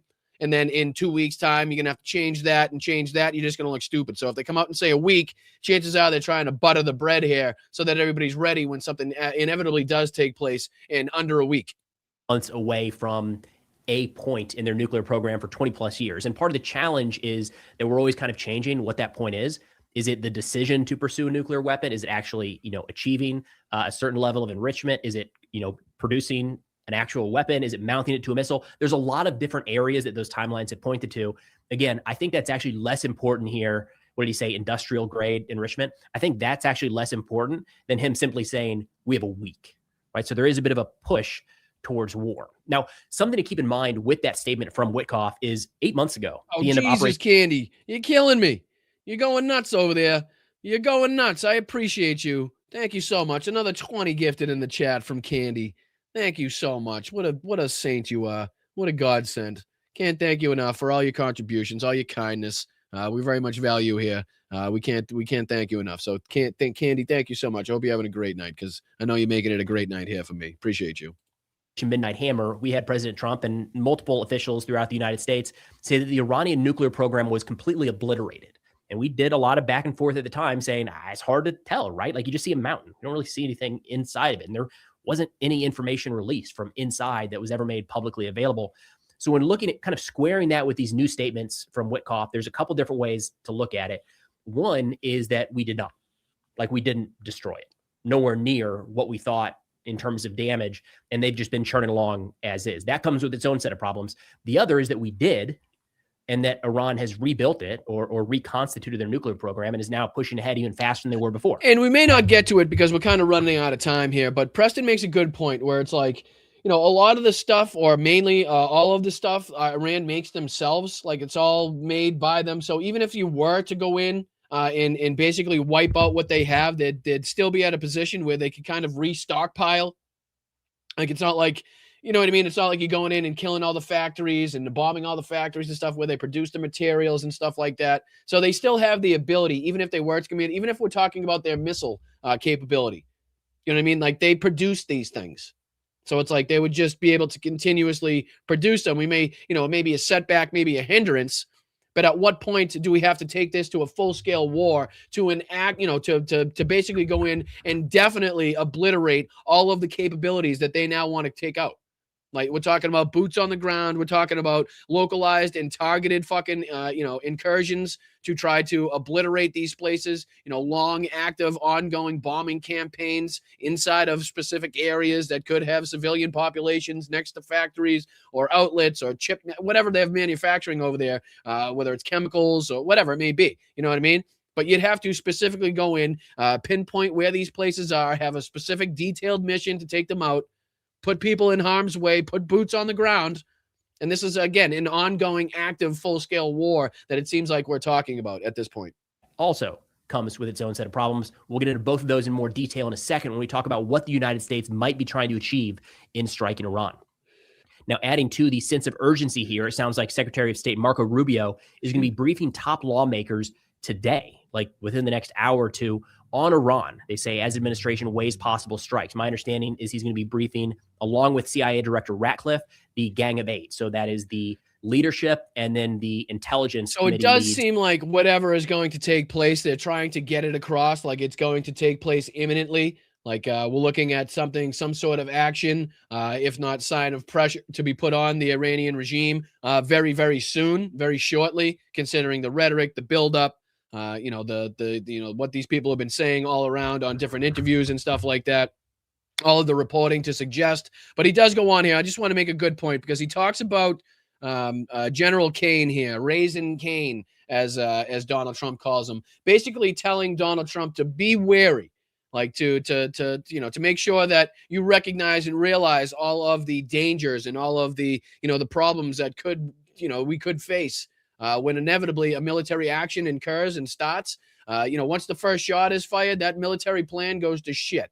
right? You need secondary and fucking, you know, a backup plan C as well. Sometimes D, E, and F as well. I mean, just a lot of the times you got to be ready for the, you know, the things that you're not prepared for, the unprepared, you know what I mean? The things that you don't see happening. You need to make sure that you got a plan for that. And I don't think that Donald Trump really sees that coming. The one from Axios, again, multiple outlets ran this same story. They say Joint Chiefs Chairman Dan Kane has been advising President Trump and top officials that a military campaign against Iran could carry significant risks, in particular the possibility of becoming entangled in a prolonged conflict.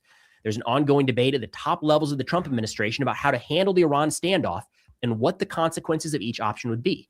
At the moment, several of the voices in Trump's inner circle are urging caution, though some sources think Trump himself is leading towards a strike. Again, people are taking these reports and leading to speculation that the military, you know, the brass and the military aren't behind this. But again, another way to look at it is they're just kind of doing their job and kind of, you know, informing the president on what the risks versus the rewards could be and what he's could possibly be looking at as far as if he does engage in a strike. So I don't think General fucking Raisin Kane, Dan Kane here, is like defying the president at all, which again, some reports have suggested. But I do think that he's just kind of, you know, accurately detailing to the president what he may be facing, what risks he's looking at. And the differences between, again, the Maduro action, any other action that he's taken against the Venezuelan boats or anything like that, to what we're facing here and what we have to get through as far as air defenses, territory covered to get to the targets from the bases that we have. We're not literally right on the back door of, you know, not all of our forces, I should say, are right on the back door of Iran. We're talking about some people flying 300, 400, sometimes 500 miles from bases to get to the location. So we're talking about a substantial distance that you have to cross over enemy territory with, again, substantial air defense systems, capable air defense systems that will actively put men and women and service members in harm's way. So, you know, just one thing that I wanted to get into. The zeitgeist there was, I don't necessarily believe the generals, we haven't seen them act or step up in this regard or in any regard so far, whether it be, you know, any of the illegal strikes, any of the bullshit taking place at the Pentagon, whatever it may be, the bluster coming from Donald Trump. So I don't believe that they're picking this moment in order to start doing the right thing.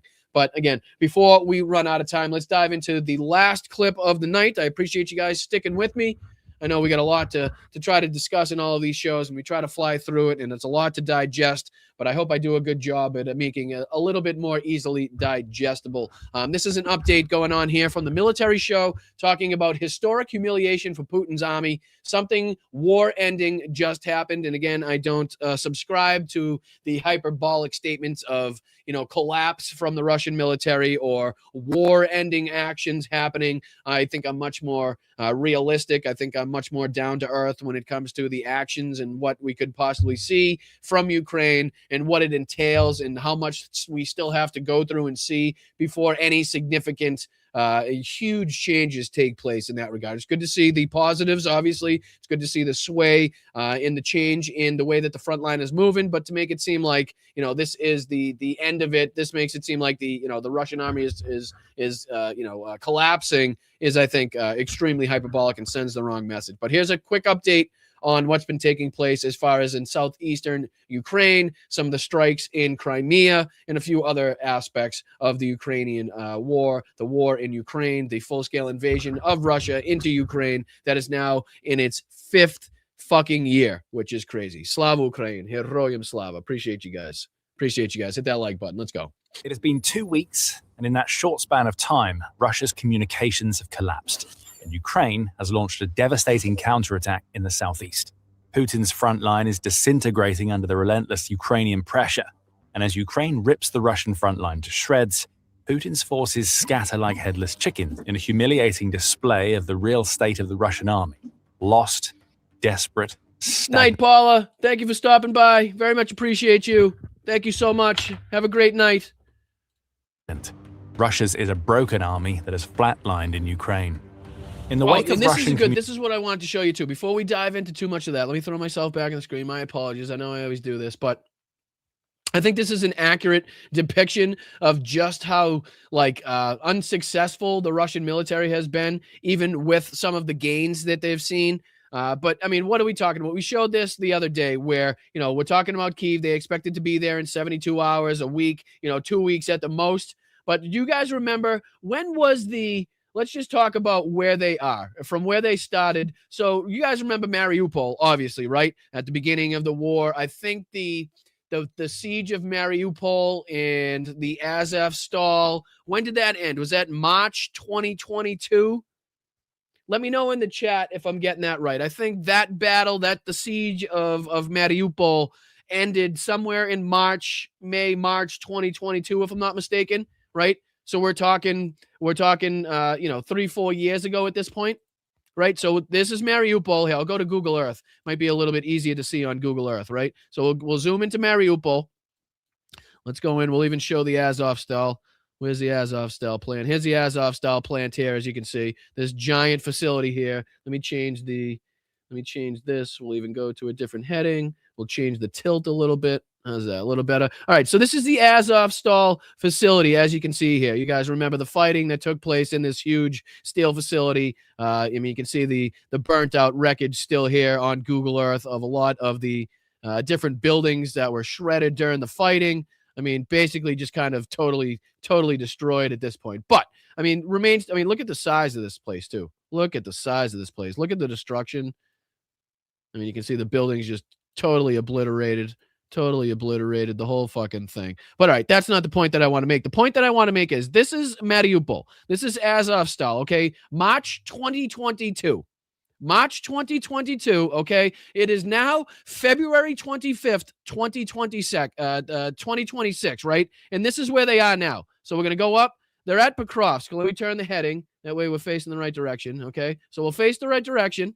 So now we're going from Mariupol, which is here, to Pokrovsk, which they now hold, which is right here.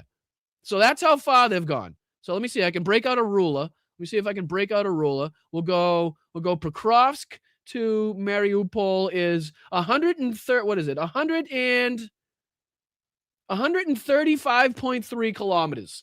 Okay.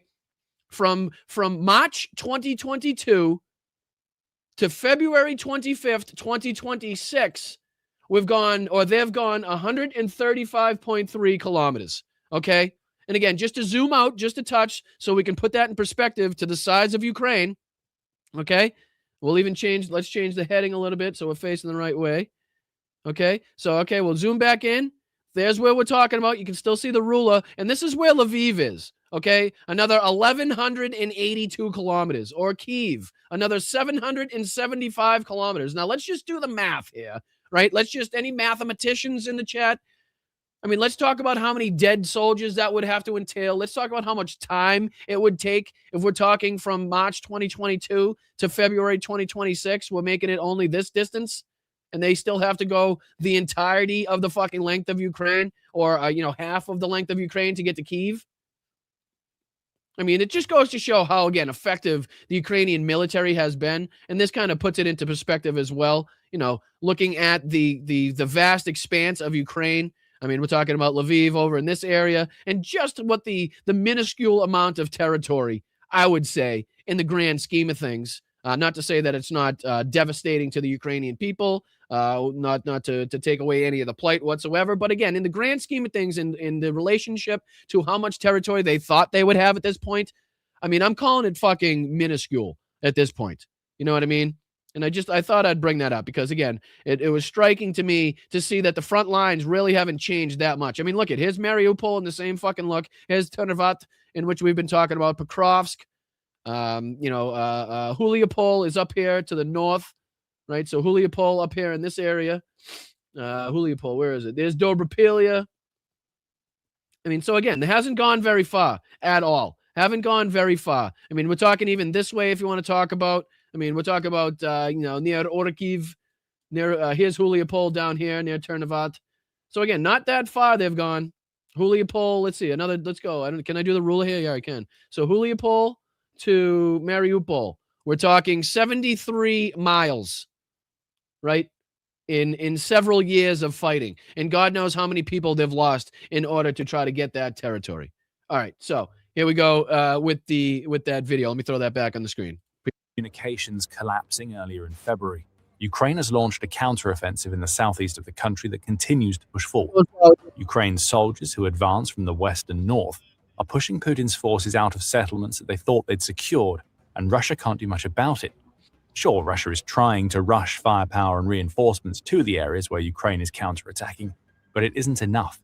Russia has become frantic and panicked, and that all adds up to yet more gains for Ukraine in a war that Putin was trying to claim was all but over toward the end of 2025. In a few minutes, we're going to explain the reasons why Ukraine is tearing Russia's southeastern front line to shreds. But first, let's head to Dobropilya, a small mining town that is about 95 kilometers or 59 miles west of Donetsk. Dobropilya has long been a bastion for Ukraine. When separatists in the Donetsk region were trying desperately to push through Putin's ambition of taking that particular region back in 2014, the entrepreneurs and activists in the town organized themselves to protect their status as Ukrainians. Not a lot has changed since. Though Russia continuously launches offensives in the Dobropilya sector as it attempts to surround key cities in Donetsk, Ukraine and actually, keeps pushing take back. we can even take a look at with the deep state map this area, right? So if we go up here to Dobropilya, let me show this on your screen, throw that on the screen. So I'll take myself out of it so you guys can see it. But if we go onto the deep state map, here's Dobropilya, right? Looking here, right here, we go zooming in on Dobropilya. So we can even tell where the nearest bases are. So if we look here, we can talk about, let me get out of the ruler, my apologies. We can talk about how this is the 39 Separate Guards Motor Rifle Brigade from Russia. You know, if we zoom out, I think if we go clearly to the back lines here, we can see the airfields. What's this? Here's the 2nd Army Corps headquarters.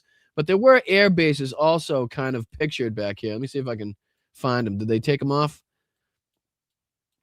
What's this one here? These are just Army Corps, 1st Army Corps, 150 Motorized Division. Let's see. There were airfields before. Maybe I took them off the list. Let me see. I'll check the settings. Show IFS. Simplified view. Dock theme. Headquarters, subdivisions, aerodromes. Should be on there. Oh, problems loading the map, go offline. So that's probably why it's not showing up right now. Probably why it's not showing up, because it usually shows me the airfields that you could show right in that area, so you can see where the the launches were coming from, but it's just not showing them right now. You can see the defensive lines. You can see obviously where the regiments are stationed, but for some reason it's not showing the airfields right now. So here are the 20th Motorized Rifle Division, their headquarters and stuff. Strange that the only thing that they wouldn't show me is the airfields. Here we go. Here's some back here. Here's the air base, the Taganrog Center Air Base. So you can see where the nearest air bases are to some of the areas that we're talking about. The Yesk Airfield. There's another airfield. The Rostov Center Airfield. There's a couple up here. This one is the Milorovo Airfield. So again, you can see where these all are in terms of, in relation to what we're talking about as far as here's Dobropilya. So I guess the nearest one would be this one, the Morozovsk Airfield, signed Mustang, or maybe this one in Rostov-on-Don, the Rostov Center. But again, it's still cool. Well, not cool, but it's insightful to see where these airfields are stationed. And it's crazy to see how specific these are, right? If we zoom into Luhansk, right? Keep your eye on this. Look at how specific the location is for the 2nd Army Corps. It gets blurry, but you can pretty much narrow it down to the fucking street that it's on. I mean, I don't know if it's that accurate, but again, it seems to be within reason to stand that this could be very useful to the Ukrainians and their information. All right, let's throw this back on. I just figured I'd show you that aspect. My fault. In mid-February, Ukraine not only defended, but launched a counterattack that left Putin's forces devastated. Dobropilya straddles the line between the Dnipropetrovsk and Zaporizhia oblasts, where Ukraine has been counterattacking en masse since early February. Near that line, Russia's 36th Combined Arms Army holds positions across the western edge of Dobropilya, from which it attempts to launch assaults on the village. Those Russian soldiers tried again in an incident recounted on February 18th by Ukraine's 33rd Separate Assault Regiment, or OSHP, on Telegram. The enemy advanced with a truckload full of disposable Russians with the intention of reaching the deployment point from which he planned to storm the village of Dobropilya. But the fighters of the 33rd... We might even have seen this exact video. Like, this might be the video that I was showing you guys of the failed Russian assault, in which the Ukrainians do a hell of a job at not only taking out the vehicles, but also the infantry as well. So I don't know if you guys remember that specific video we've shown so much, but this, I do believe, is the exact same one that he's referencing here. I could be wrong. The OSHP, together with adjacent units, stood in his way, the regiment declares in its post. Let's get that straight. Russia loaded a contingent of soldiers into a single vehicle and then just drove straight at a Ukrainian position in broad daylight. This is desperation. And the outcome is precisely what you would expect it to be. Euromaidan press reports that the Russian convoy, if you can call it that when there was only one vehicle, was easily spotted by Ukraine as it attempted to roll along the R85, formerly T0401 highway, which is just north of Dobropilia. Ukraine's reconnaissance drones easily spotted it, as revealed in a video shared by the same outlet. Hold on. We might even be able to look up that exact location. The R85, formerly T0401. Can we get into streets around Dobropilia? Let's see here. I'll even type it in. Give me a second here. Dobropilia. No, what are you doing? Dobropilia.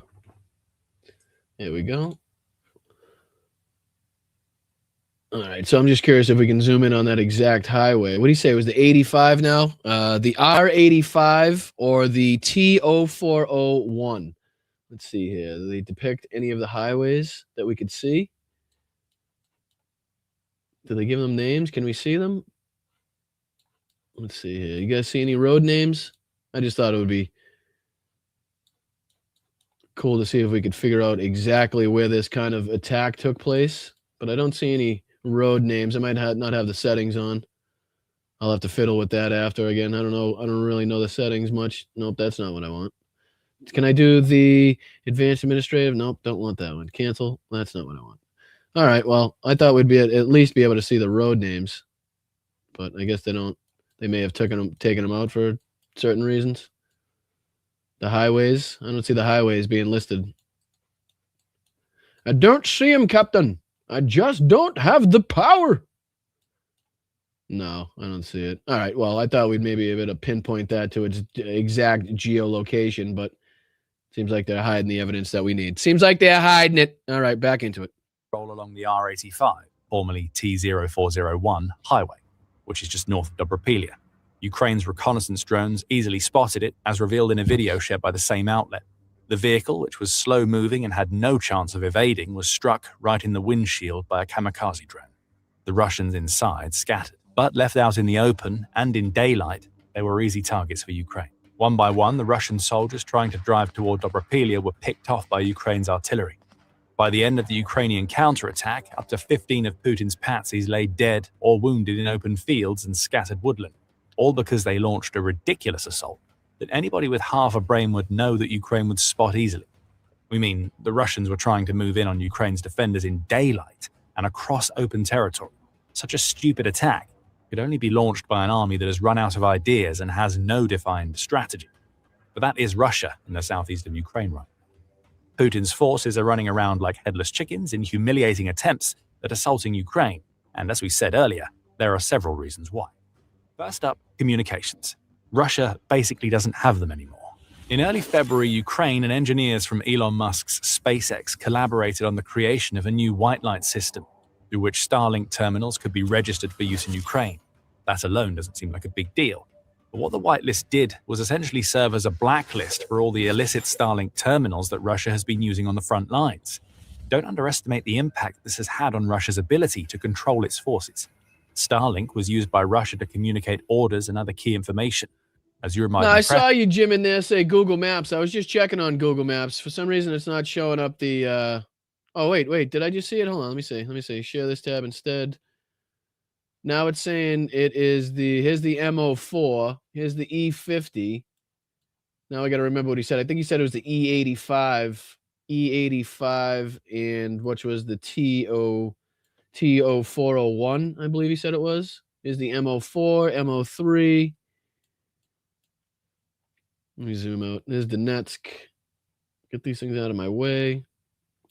No, probably. I don't want to waste any of your time. I think it's going to be a little more difficult than I suspected. I thought I was going to be able to do it pretty quickly. Here's Dobropilia. I think he said it was a little north of Dobropilia. Let's see if you see an 85. I see H20. I don't see an 85 anywhere, though. H20 goes north of the city. MO3, north of the city, going east. MO3 still. No, I don't see any of those ones. All right, my apologies. I thought I might be able to find it quick. All right, back to it. My apologies. I'm trying. This points out frontline operation units, strike drone operators, and fire correction teams all used it.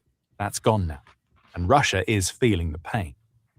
To rub salt in the gaping Russian communication wound, Putin himself made what may go down as his dumbest decision since he launched his supposed special military operation. With his soldiers scrambling to find a replacement for Starlink, Putin decided to severely limit access to the social media platform Telegram, which Reuters reports the Kremlin has been trying to do since 2018. That Telegram crackdown couldn't have come at a worse time for Russia's forces. Already struggling without Starlink, Putin's soldiers lost access to an app the Moscow Times notes they used extensively for tactical and operational command in Ukraine. Telegram helps Russia's forces to organize logistics, download maps, send real-time footage, and even raise funds to equip the soldiers that Putin is trying to send into Ukraine without any equipment. The Russian pro-war blogger Fighter Bomber summed the situation up, stating, "Within a day after Telegram's slowdown, I receive about 5 videos from But anonymous..." it's amazing. It really is amazing the amount of videos that you'll hear in which are talking about not only the Starlink issue and the communications blackout, but also the, just the combination of them, taking away the Telegram from the Russian citizens and as well, and how that's kind of compounded all of the communications nightmares, and how that has, given Ukraine the ability to, kind of turn the battlefield around and utilize some of the communication blackouts, some of the, the drones that are no longer able to fly because they were reliant upon, some sort of Starlink connection. Not to say that not to say that Russia doesn't have drones that they could absolutely send up. They do. But again, some of them being grounded is a good thing, will inevitably help more people maneuver around the battlefield. But a lot of these kind of things that we talk about here go directly back to, and again, I don't know, I haven't seen reporting to suggest if, the offensive or the counteroffensive, I should say, that we're seeing now from Ukraine is something that was long in the works, has long been planned, and just kind of happened to coincide with the loss of Starlink and, again, the whole Telegram issue in Russia, or if this was part of a bigger plan in which to, again, coincide the, or again, if it was just a coincidence, I should say, on the other hand, if it was just, okay, something that they're trying to take advantage of now and just happen to be seeing success, or if there's something, again, this was planned a long time ago and they're just utilizing now. So I don't know if that's the case, but it is good to see that, Russia seems to be shooting themselves in the foot, even above and beyond the Starlink issue, again, by trying to remove Telegram, trying to put out that Max app from the Russian government that is very much like a Chinese government controlled app in which it can see you, it can hear you, it can turn on your camera and your microphone whenever, it can probably tell everything you're searching, everything that you're watching on TV. That way they know if anybody's consuming American media, whatever it may be, but they can control your thoughts. They can, give you, establish the social credit score, so to speak, right? The better behaved you are, the more advantages you'll have in society, type of thing. But again, that's why they want the full control over the people, even above and beyond the control that Vladimir Putin has above the citizenry already, just from the length of time he's been dictator in Russia.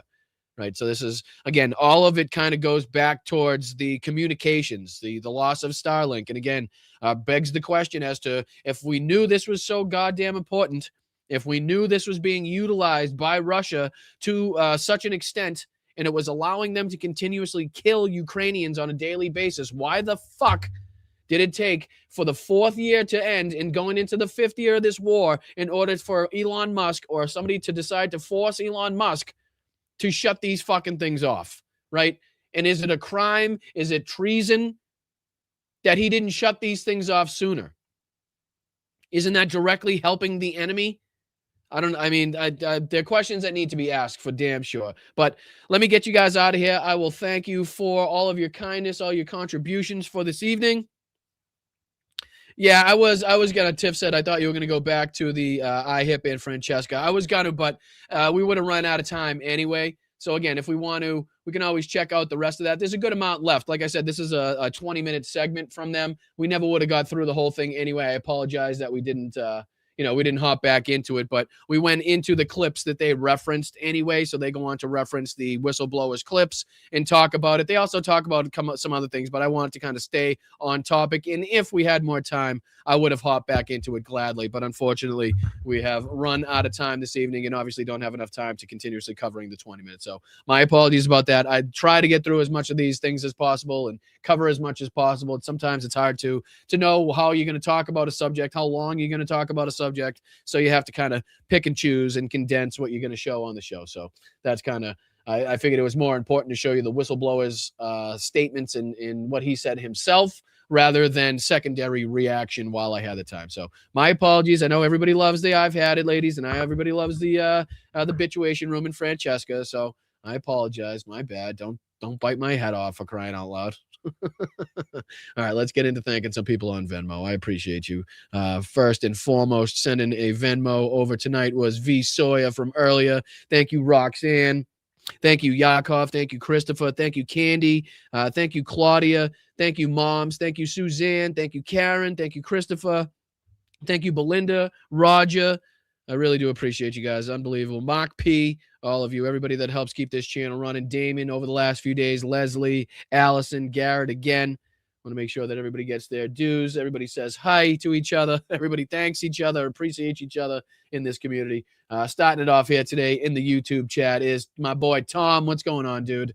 Appreciate you. Hey, Brian, life sucks. I know. Ain't that the fucking way? Ain't that the truth? But again, if it sucks that bad, please, that is more than enough that you need to be contributing to the show. I always say $1 or $2 goes a long way, guys. So again, if you need this for other aspects of life, please don't take it out of something to put it in here. I always want to make sure that I always continue to say, if you're in that financial position to do so, then you could do so. If not, but Tom, I appreciate you, brother. I hope everything's going all right. If you guys need anything, don't hesitate to reach out. Feel free.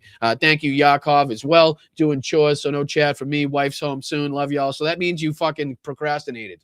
I know what that means, Yakov. That means you were supposed to do all this shit a long time ago, but you waited until she was on her way home and you needed to get it done ASAP, so there was no chatting involved for you. I get it. Been there, but don't try to make it seem like you're just doing the right thing, all right? You're not getting it fucking by on us there, Yakov. No, I'm kidding. I appreciate you, though, brother. What's up, Mike? What's going on, dude? I'm here, he says. Well, I'm glad you are here. I appreciate you for being here. It was good to see you in the chat, as usual. Thank you for the 2. Treva, what's going on, Treva? Appreciate you. Good to see you here. Thank you for being here for 17 months as a member. By the skin of my teeth. Oh, and Hal, sausage high. Oh, man, that sounds dirty. That sounds dirty. But sausage high to Hal back. Please tell him I said sausage back to him. No, I appreciate you, Treva. Thank you so much. Please tell Hal I said hi. And thank you to all the sparklers for coming over. I do appreciate you guys jumping over and watching here and raiding the channel. Thank you to CSL, sending everybody over. I really do appreciate it. Thank you, Kathy, for being here for 21 months. Hello from Chicago. Right back at you from Boston. Thank you, Kathy. Hope you're having a great night. Thank you, Carol, for the 10. Did Benny score on his Grindr account last night? Yeah. I'm pretty sure Benny's Grindr account is off the charts right now, as far as that's concerned. But Carol, thank you for the 10. Big shout out to you. Thank you for everything you're doing. What's up, Charlie? What's up, Charlie? Can I call you Chuck? Please tell me I can call you Chuck. I'm dying to call somebody Chuck. I just want a Chuck in the chat. Can we get a Chuck in the chat? No, but see, Charlie, I appreciate you. Thank you so much for becoming a YouTube member. Hope you find a welcoming position in the old community down there. Thank you so much for your time, your attention, your passion, your aggression, all of that. Thank you for giving me the opportunity to kind of spread the word. I do appreciate that. So thank you so much for becoming a new member. Thank you, Jeff, as well, for being here for 18 months. Confederacy of Dunces modern show. That might not be a bad movie. That might be a good movie title, Jeff. We just came up with one. We could remake what happened in this period of time in history. No, let's not do that. We don't want to relive it, for Christ's sakes. Oh, man. But I appreciate you. Thank you so much. Thank you, Jonathan, as well, for the $1.99 poor man's membership. Keep punching, Brian. I sure will, Jonathan. And there is absolutely no such thing as a poor man's membership. Again, that $1.99 is more than enough. More than enough of a contribution to make a difference on this channel. So I appreciate every single fucking cent, Jonathan, everything that you do. all of the passion, everything that you put into it. So again, no such thing as a poor man's any contribution to this channel. So very much appreciated. Thank you, Rachel. I will have to check this out. I did make sure to write down the name so that I can stay up to date on it, considering you always know more than I do. I appreciate you. Thank you so much for the 5, and thank you so much for being here. Thank you, Carol. Again, off subject, but I'm still hungry. Who else wants crawfish? Not a big crawfish guy, not a seafood guy. Got to say, not a seafood guy, which is pretty ironic considering with the lobsters here, but you know, it is what it is at that point. But thank you, Carol, for the 5. Thank you, Ricky, for being here for 22 months. Keep doing great things, Brian, the mods, and all of this wonderful community. Proud to be a part of it all. Well, Ricky, we are very proud to have you be a part of all of this, and I am very honored and very appreciative of this entire community that we've built here, whether you watch some days, one day during the week, if you pick a couple shows that you like, whatever it may be. I do really appreciate you guys for keeping this show going. We're trying to get to 16K and then on to 20K, obviously, and it's only with your help that we can do that. So thank you, Ricky, for everything. Also, the 10 gifted membership. What an absolute saint you are. Not only with the super chat, not only with the membership milestone, but also with the 10 gifted memberships. So thank you, Ricky. Please make sure we're reaching out to Ricky and thanking her for the 10 gifted memberships. Appreciate that. Carol's back in the house. What's going on here? I ain't going to point a Winchester to anyone in this chat. I hope the chat feels likewise to me. Stay safe, lovely people. What is it? Winchester 63? Is that the movie with James Stewart? What's the name of the movie? Winchester. So it's Winchester something. I think it's 1873. So I think it's Winchester 73. Jeff asking, what's that mean? Hold on, one sec. Brian, it's only about 10 days until the first Formula One race. Do you watch? I like Formula One. I like racing. I'm a big race fan. I'm like half British, Jeff. I'm like half British. So anything that like British culture loves, I tend to love. Typically anything that goes on my television, about 95% of the shit that I watch, if it's outside of, politics and it's more along the lines of like, self-interest type of shit, it's going to have a British accent in it, just some way, shape, or form, whether it's Top Gear, whether it's the Grand Tour, whether it's, Richard Hammond's Workshop, whether it's just, what's the other one that I watch a lot of times? Can't think of it now, but he goes out, he finds different military gear from World War II, restores it. I forget what it's called, restoration, something, military restoration or something like that. I even use my VPN to check out a lot of the old British TV series. Like I said, I love Foyle's War, but yeah, I love a lot of the F1. It's become shitty lately. I will go, I'm going off on a tangent here, Jeff. You got me on one, but it has become increasingly more shitty, like less takeovers. All the cars are the fucking same. The rules, the regulations. I've been watching a lot lately of the older style V10s in Formula One and what they used to sound like when they were kind of less restricted, more unrestricted. And it was just an absolute fucking joy to hear these engines and the scream of the fucking engines going by. But now it's just like, it's too tame. You know what I mean? But yeah, I still do enjoy it to get a very long-winded answer out of me. Is it Winchester 73? I thought it was. Where his brother steals the gun and he's going to go chase him down for the gun. I love Liberty Valance. Don't get me started on Liberty Valance. That's one of my faves right there. Come on. James Stewart and John Wayne all in the same place. You shitting me? My favorite character is the sheriff, though. I love the sheriff. Where they keep mocking him down for all the free fucking meals that he's got. There's about 70 X's on I love it. All right, don't get me started on Liberty Valance. F1 was a good movie. I also liked, what was it, Ford versus Ferrari. Didn't mind that one. That was a pretty good one. What else? Are we going to get into racing or are we going to get into Westerns? I'm confused now what we're talking about. Oh, is there a Western racing show we could talk about to just bring it in? The Bridgertons? No, not so much the Bridgertons. You know what I mean? I don't like that. Those type of, not the Bridgertons. No, so no, not that one. More if it's, I like the murder mysteries, which I guess you could classify that as, but not like the, what was the other show about the royals that everybody watched? The palace, or what was it called? Where it was kind of like a look into the royal fucking. Wasn't really into that one either. Both. No, but there's a lot of There's a lot of shit that I watch. It's all fucking British. What is it? Any of the car things that I watch on YouTube, like Matt Armstrong. I don't know if you know Matt Armstrong. He's a British YouTuber. Rebuilds like a lot of crash damage hypercars, supercars, and stuff like that. Autocar Alex. There's a whole bunch of them. I'm giving away my secrets here. McClintock, George Washington McClintock. I love when they at the beginning where he throws the hat up on the bull. And they got to get the kids in the beginning have to go get the hat down like that's safe. He pulls out the gun, shoots the gun to start the race. The kids climb up the side of the roof, side of the building, side of the house, all the way to the roof and get the bucket cowboy hat off the wind chime thing. It's like, yeah, that seems safe. That seems safe. But I love McClintock too. That's a good one. That's a good one. We could do this all night, guys. We really could do this all night. If you think I was lying about watching Westerns and shit, I'll prove it to you real quick. I'll prove it to you how much of a life I don't have real quick. Rio Bravo, come on. Don't threaten me with a good time. Don't threaten me with a good time. I am more of a, what was the other one there? Hold on. Wayne, Dean, Martin. What was the other one? I can't think of it. Not Rio Lobo. It was basically the same fucking movie. Rio Bravo. Yeah, Rio Bravo. That's the one. I'm more of a Rio Bravo one. I like that one. That's Angie Dickinson, Ricky Nelson. I like it. No, that's the other one. I was wrong. Now I'm getting them all mixed up. What was the one that Dean Martin and John Wayne were in? Was it Rio Bravo? And they had one that was basically like the same type of movie. Christ, I haven't watched these in so long. What was that? It was like the same basic plot. You know what I mean?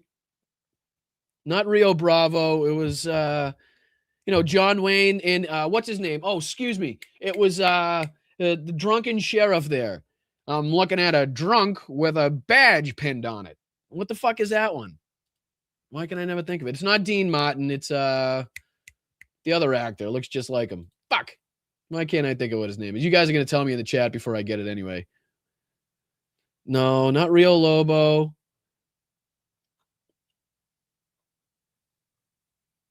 That's the line that he says. I'm looking at a drunk with a tin star pinned on it. Is that who it was? Was it Dean Martin? I don't know if it was Dean. I think it was the other guy. All right, now we're going to go. All right, now we're going to finish this off. John Wayne movies. Now I'm going to be pissed off if I don't get this right now. I'm going to be pissed off. All right, we're going to go through them. So it wasn't The Shootist. I know that one. I know Rooster Cogburn, right? We did Cahill. That's not really. The Train Robbers I like. True Grit. Rio Lobo. Is that the one I'm thinking of? Were you right? Did I just tell you were wrong and you were right? What's Rio Lobo? Nope, that's not the same one either. That's a different one too. So that's not the one. That's not the one either. Man, this is going to bug me. Sons of Kate Elder's not the one. Is it El Dorado? It is El Dorado. That's what it is. That's my fucking El Dorado. El Dorado is my favorite. El Dorado is my favorite. Yes, what about? Beat me to the punch. It's literally my favorite. I couldn't think of the goddamn movie. For some reason, I thought it was a Rio. I was thinking of Rio something. But yeah, El Dorado is a good movie. I love that one. That's with what's his name? James Caan too. James Caan's in that one. He's the young guy with the fucking weird hat on it. He's got the weird hat. We call him Mississippi. Oh, I love it. I love it. I love this shit. Robert Mitchum. Thank you, Everett. Thank you, Everett. It would have taken me a fucking month and a half to remember that. Robert Mitchum. Thank you so much, Everett. I appreciate that. All right, let's go back. Sorry, I just went off on a tangent. My dad says I do this, and I was going to say that I don't, and I'm proving him right by the minute here. By the word, I'm proving him right. So where would we leave off? I think we got through Ricky. We did the Ricky 5, Ricky 10, Carol 5. I think we left off here. Masha. Thank you to the universe for Boston, Brian. Thankful for you all, Briantologists, and the chat. Thank you for your hard work. Mods, last 5 until Friday. Thank you so much, Marsha. I appreciate that. And like I said, if you're in a position where that 5 is needed desperately somewhere else, please don't just the free stuff is totally enough. But I thank you so much for your contributions and your kindness. Again, please give a little catnip to the pretty kitty for me. as I always say. But thank you so much, Masha. I appreciate you. Thank you much, Carol, for the 5. Let's get through this journey together, Masha. My love as a patient to you.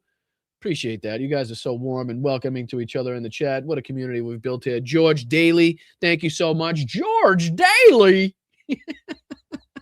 I know it's Bailey. I understand, but you know what I'm talking about. We were in the Jimmy Stewart mood, so don't get it twisted. But thank you, George. Shout out to you for the 5. Very much appreciated for you being here. Candy, another huge night for you. Thank you so much. Fetterman can sit on a prickly desert plant. YouTube is censoring super chats. Yeah, there's been something weird going all day with YouTube. I've been talking. A few people have reached out and said they've seen some strange shit happening. But thank you, Candy. Thank you, Stoneflower Dragon, for the 5. Putin has a deep strategic expanding partnership with Iran. Wouldn't he be pissed if the Don attacked Iran? Well, that again, there are a lot of backdoor dealings in this that would probably go to piss him off a little bit. But as far as being like, a deal breaker or being in some way being like the end of Russia or anything like that, it wouldn't. You know what I mean? It depends on, again, what this mission looks like what the action is. Is it going to be an air campaign? Is this going to be a full-scale, boots on the ground type of long-scale campaign? I think that has a lot to do with it. I think this is kind of like if Trump's telling Putin that this is going to be like a quick go-in, regime change, kind of say to everybody that they obliterated the missile systems and this and that. Meanwhile, they can still function and produce shit. Meanwhile, they're still able to produce and send shit to Russia, and like the Shahed drones and stuff. Then it wouldn't really have a deep impact on that partnership. You know what I mean? If the regime changes, but they can still get the weapons, I'm sure that's all Putin cares about. So again, I don't know what's being said behind the scenes, what the actual plans look like. So I'd kind of, until it actually kicks off, it's kind of hard to know how much effect it's going to have on all of the different players and partners that are affiliated with it. So good question, though, Stoneflower Dragon. I appreciate that. Thank you, Candy, here for the 30 gifted memberships. You are unbelievable, dear. Unfriggin' believable. And I thank you every single day for you being in here. We are definitely blessed to have some fabulous, fabulous members of the community. Another 20 on top of it. Come on, Candy. You're killing me here with kindness. Shush, Brian. You'll make me all weepy like, no, stop it. That's usually me. I mean, if anybody's watched this show long enough, it's usually me that gets weepy when you guys get too generous and too nice to me. When you guys say nice things, I don't like it. No, but Candy, really, from the bottom of my heart and from everybody here in the chat, thank you. Thank you very much for everything that you do. It goes a long, long way in helping this chat. I promise you every single day it does. So thank you very much. I hope you have a wonderful night. Thank you for your contributions. We'll see you. We'll see you on the next show as well. So Carol, thank you so much for the 5. Candy Anderson, we love you. I love you guys and loving each other, and everybody's loving. Such a good night. Appreciate you, Ricky, for the 5. I don't think wagging the dog is going to get dumping any closer to the Nobel Peace Prize. I mean, the fact that he said he was going to award it to him, and not the Nobel Peace Prize, but the highest military award that we have that we could bestow upon anybody in this country, typically posthumously. Donald Trump said he wanted to award himself the Congressional Medal of Honor. Like, what the fuck are we talking about? But thanks, Rick. I appreciate that. But that just kind of reminded me of what he said. Thank you, Stoneflower Dragon, JD, and Kathy LaCroix, very much, all for gifting 5 memberships in the chat. Please make sure we're reaching out to Stoneflower Dragon, JD, Kathy, everybody else gifting memberships and thanking them in the chat, just like JD putting in the 777 for the Siempre Antifascista. Very much appreciate that, JD. Thank you. Going right in the swear jar. Thank you, Masha. Thank you, Just Julie. Thank you, George Daly, to round it out today. 5 for Masha. I appreciate that. Thank you so much. I love that you guys respect each other. Thank you, Just Julie, for being here for 18 months. Thank you, Masha, for the 150. You guys are amazing. Continue to be, always will be, a very special part of this community. And without you, this show is absolutely nothing. So I will see you tomorrow for the Thursday show. Really do appreciate it. It's going to be 2 p.m. Eastern. That's going to be 11 a.m. on the West Coast. Make sure you hit that notification bell. If you can send a buck or two after the show to the Venmo or sign up for a YouTube membership under $3 a month, then that would be very, very helpful. You can check out patreon.com/Boston Brian. We'll be getting out the monthly Zoom dates that we usually have for the Patreon members very shortly. So make sure you sign up there. And then, thank you to the mods for creating a very safe space, a great community. Thank you to the chat, as always, for being the best chat on the internet. Very much appreciate you guys, and I will see you tomorrow on the Thursday show. But until then, like I always say, stay proud, stay loud, stay aggressive. Fuck ICE. Fuck Donald Trump. Fuck Vladimir Putin. Chinga la migra. I appreciate you guys. I will see you tomorrow. Keep your head in a swivel, though. Make sure you're staying safe out there. Make sure you got an escape plan, an escape route, some friends to watch your back, whatever it may be. But make sure you get out there. Stay loud, stay proud, use your voice. Stay aggressive, though, all right? All right, I'll see you tomorrow. Appreciate you guys. Thank you.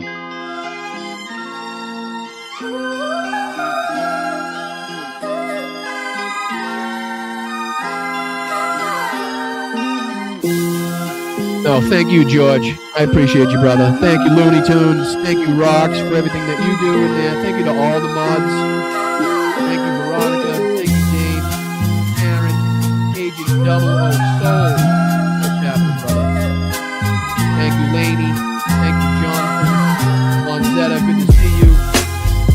Thank you, Carol, for everything that you do. Thank you, Marsha, for all of your contributions. Thank you. Really do appreciate it. It means a lot. We're running out of time. Thank you, Everett. Thank you, Tip. Thank you, George. Again. Thank you, Peppa. Thank you, Peppa.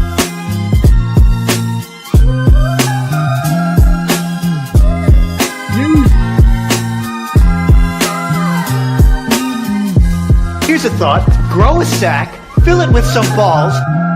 We're inviting Americans from all across the country to come. It's a new form of vicious violation to our country. Proud to officially name the undisputed. When did this come out? Nothing bad can happen. It can only good happen. The kidney has a very special place in the heart. It's an incredible thing. The undisputed champion of beautiful, clean coal. Somebody said, is that a Trump statement or is that real? We're a nation that just recently heard that Saudi Arabia and Russia will repeat they're just getting acclimated. You know what that means, acclimated? You know, they're just... What in the hell was that all about? Hey, you got a little chubby going there. I am the chosen one. Eating the dogs, the people that came in, they're eating the cats, they're eating the pets. Or go fuck yourself. I'm just dandy. I got a bowl of chocolate pudding in my underpants.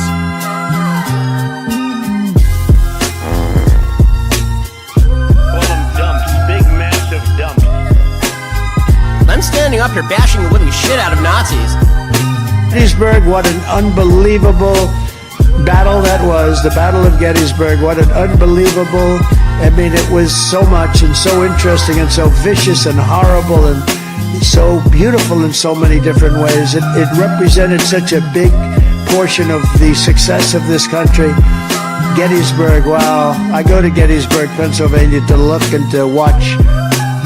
You'll have a group of Venezuelan killers, street gangs, occupying the town with MK-47s. I know that gun very well. I got to know it very well. I've become an expert on guns.